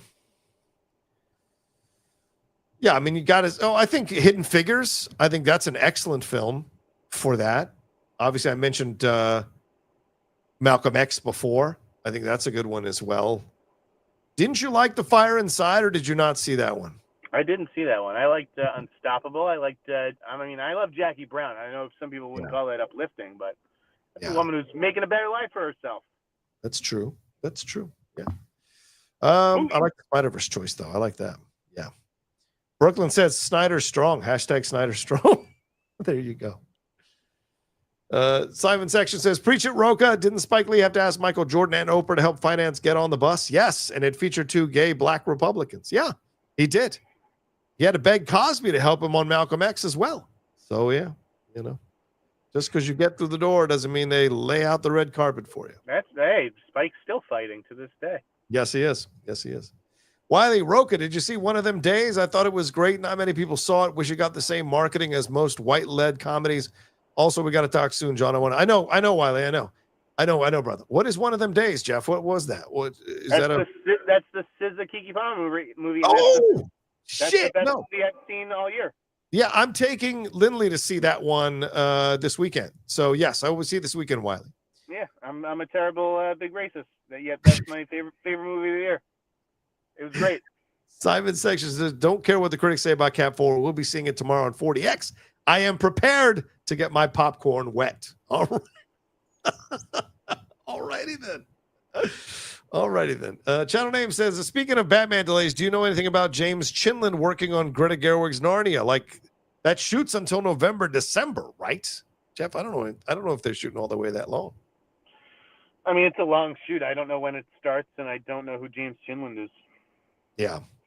Brett Staven says, Deadline said Wadlow was pitching his idea. I'm sure a lot of bad directors are trying to pitch their ideas. Doesn't seem too serious.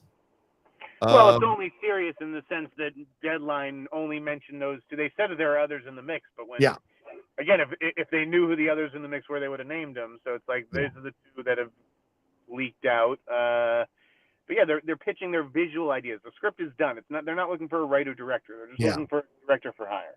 Yeah, 100%. Shadow Name says, my last question, Jeff John, what do you know about Greta Gerwig's Narnia? If you know anything, casting, plot, why she's doubling down on it. Jeff, I don't know much more than she is going to do it. You know? Yeah, I don't know how she's doubled down on it other than she stayed deal with IMAX. So like it's tough to like back out of that now. But yeah, I don't know anything about it.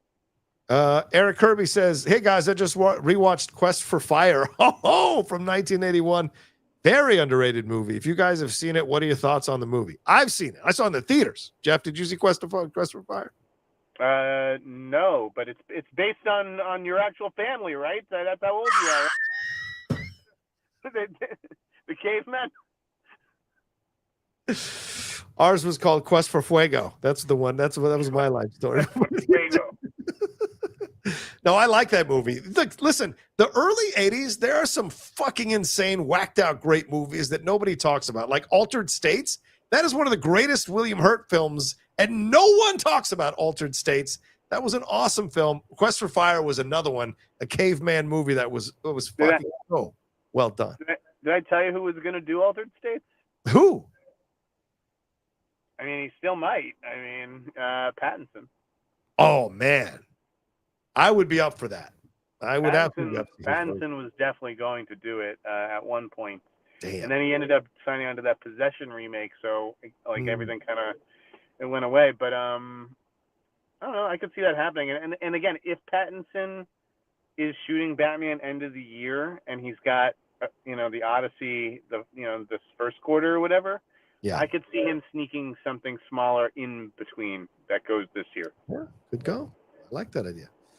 Oliver 3748 says, as a Mexican, I agree with you, Rocha. Thank you. DEI is not a handout. It's just equal opportunity. I agree. Why are some Latinos fighting against their own self-interests? Either they're naive, delusional, or morons. Brother, our people are quite a handful. and quite a pill to swallow. Constantly doing things against our own self-interest. That's the nature of our people, man. Alan Smithy says, hey guys, what's the story of Michel Gondry's movie Golden, inspired by Pharrell Williams, being shut down and canceled? Is this a reaction to Williams' Lego movie or to Better Man underperforming? Thanks. That's a great connective thing you made there, Smithy. What are your thoughts on this, Jeff?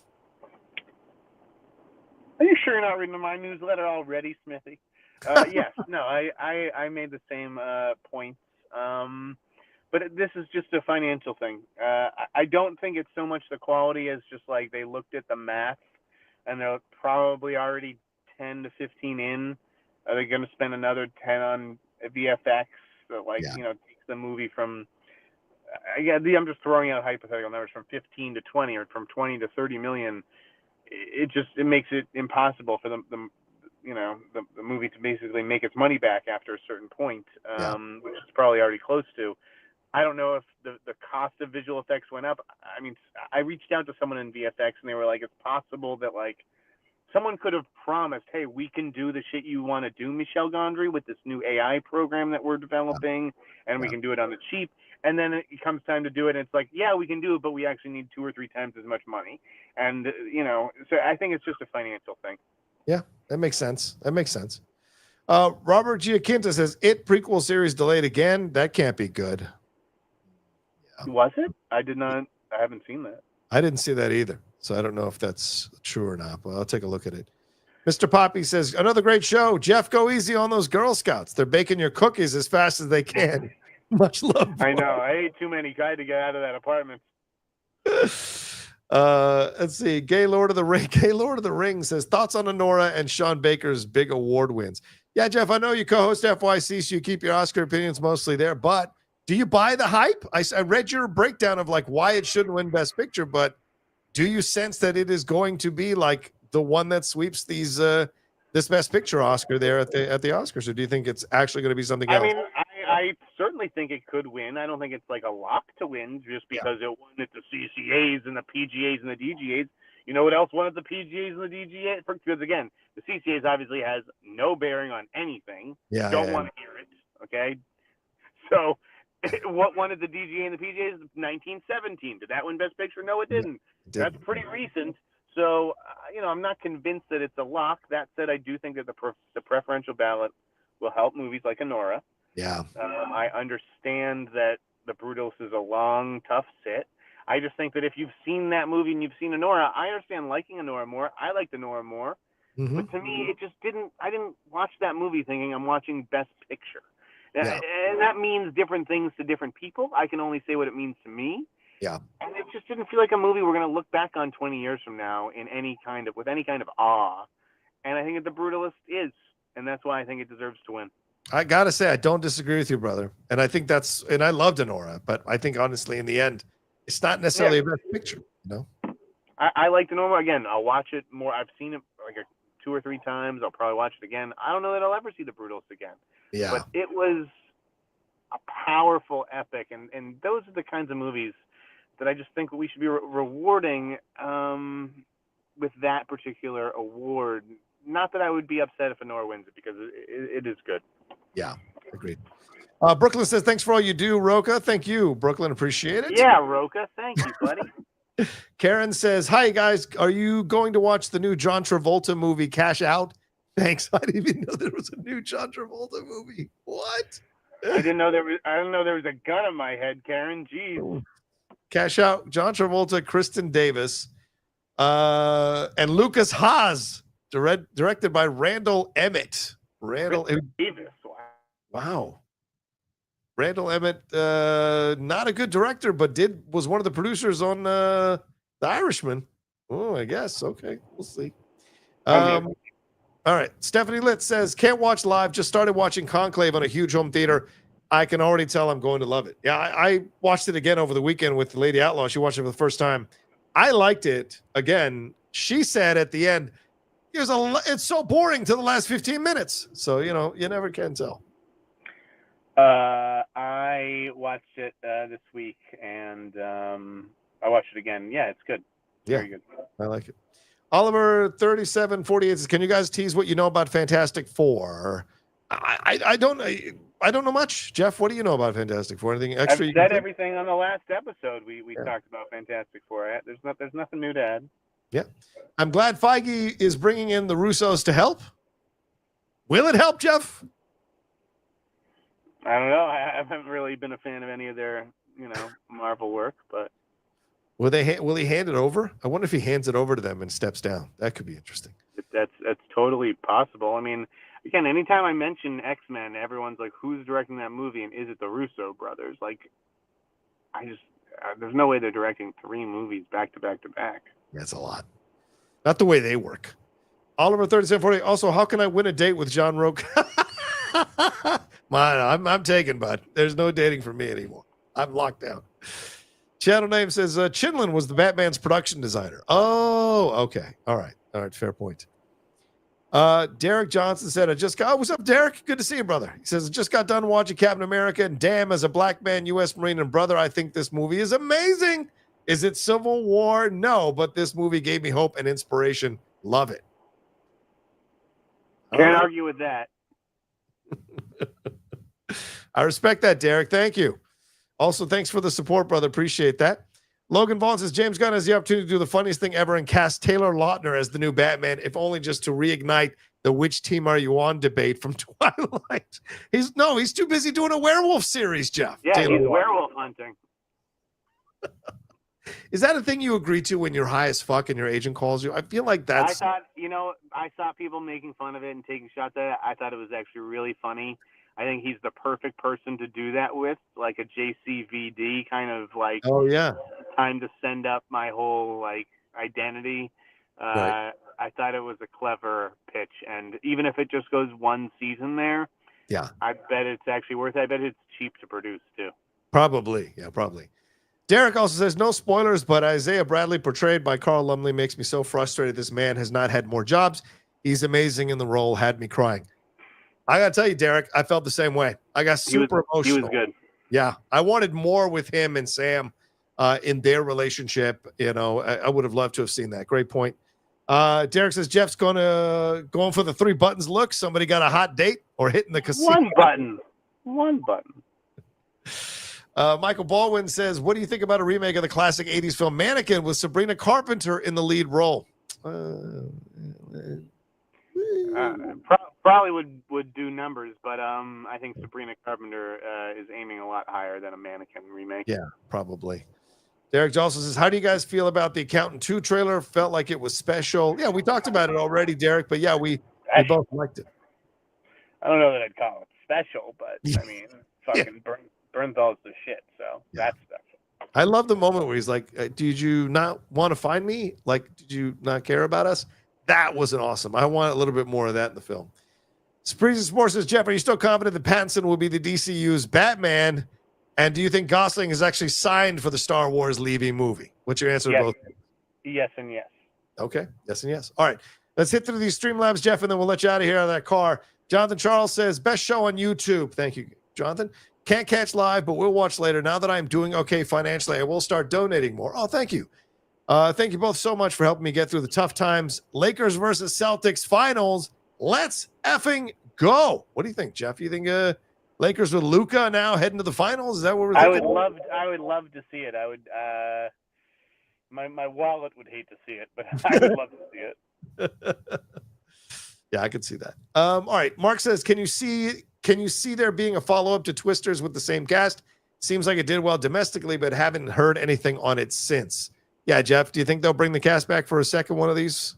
I actually think that it's possible. I haven't heard anything to that effect. Yeah. But I think if you've got Glenn and you just have to do it a little bit cheaper, and then it would make sense. And maybe if you're I don't know what you do with that rights situation. It's such a tricky situation. Warner Brothers really fucked you. If you're Universal, yeah.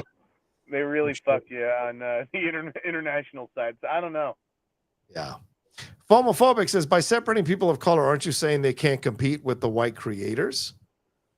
But you're not separating them. You're saying we're going to have a night here for you, and then you'll get to be part of the main stuff all over again. I don't understand where the separation is. Jeff, do you think this is separating? you're right. There's not a separation because obviously they're still eligible for the main awards. It's just like, well, why do we need a night? It's like you don't trust yourselves. It's like, yeah, looking around our organization, we're not really sure that black people will end up getting nominated for anything at the end of the year, so we need their own night. I might see some validity in that point of view. I actually see a little bit of validity in there. Mike Fromtil says, I get angry listening to John talk Marvel. So what did I say? Talk about the Luka trade. This is a podcast for you. Yeah, exactly. Talk about the Luka trade. Talk about Jimmy Butler. And do you think that we will ever see the end of the comic book movie? Oh, I think it's coming for sure. Hey, John, shut up and dribble. Yeah, exactly. Shut up and don't talk Marvel. You shut up and fucking talk about sports on this movie podcast. I think Golden State's going to benefit a lot from Jimmy being there. And until the Lakers find themselves a center, Luka trade is fine, but I don't think it's going to be enough to get him over the hump. And I think the Mavericks are going to sneak into the playoffs. I think Kyrie Irving has been waiting to have his own team. Each other. And now it's own team. What? I hope they see each other. Dallas oh, my God. The play-in game, that would be amazing. Dallas versus LA. Oh, my God. Harry Negro says, did you all see Pattinson and Batman? Said Batman 2 doesn't film until the end of the year. Yes, we discussed that already. Fredtastic 314 said Cap 4's biggest problem to me is that it follows Winter Soldier and Civil War. The same goes for Thor and Love and Thunder following Ragnarok. Also, I'm still cheaper than satellite with streaming by $70. I don't know what that means. I'm still cheaper than satellite. Okay. All the streaming stuff is still cheaper. Okay. Fair point. He also says, let's see here. No, I can't read any of those. All right, Kirby Crackle.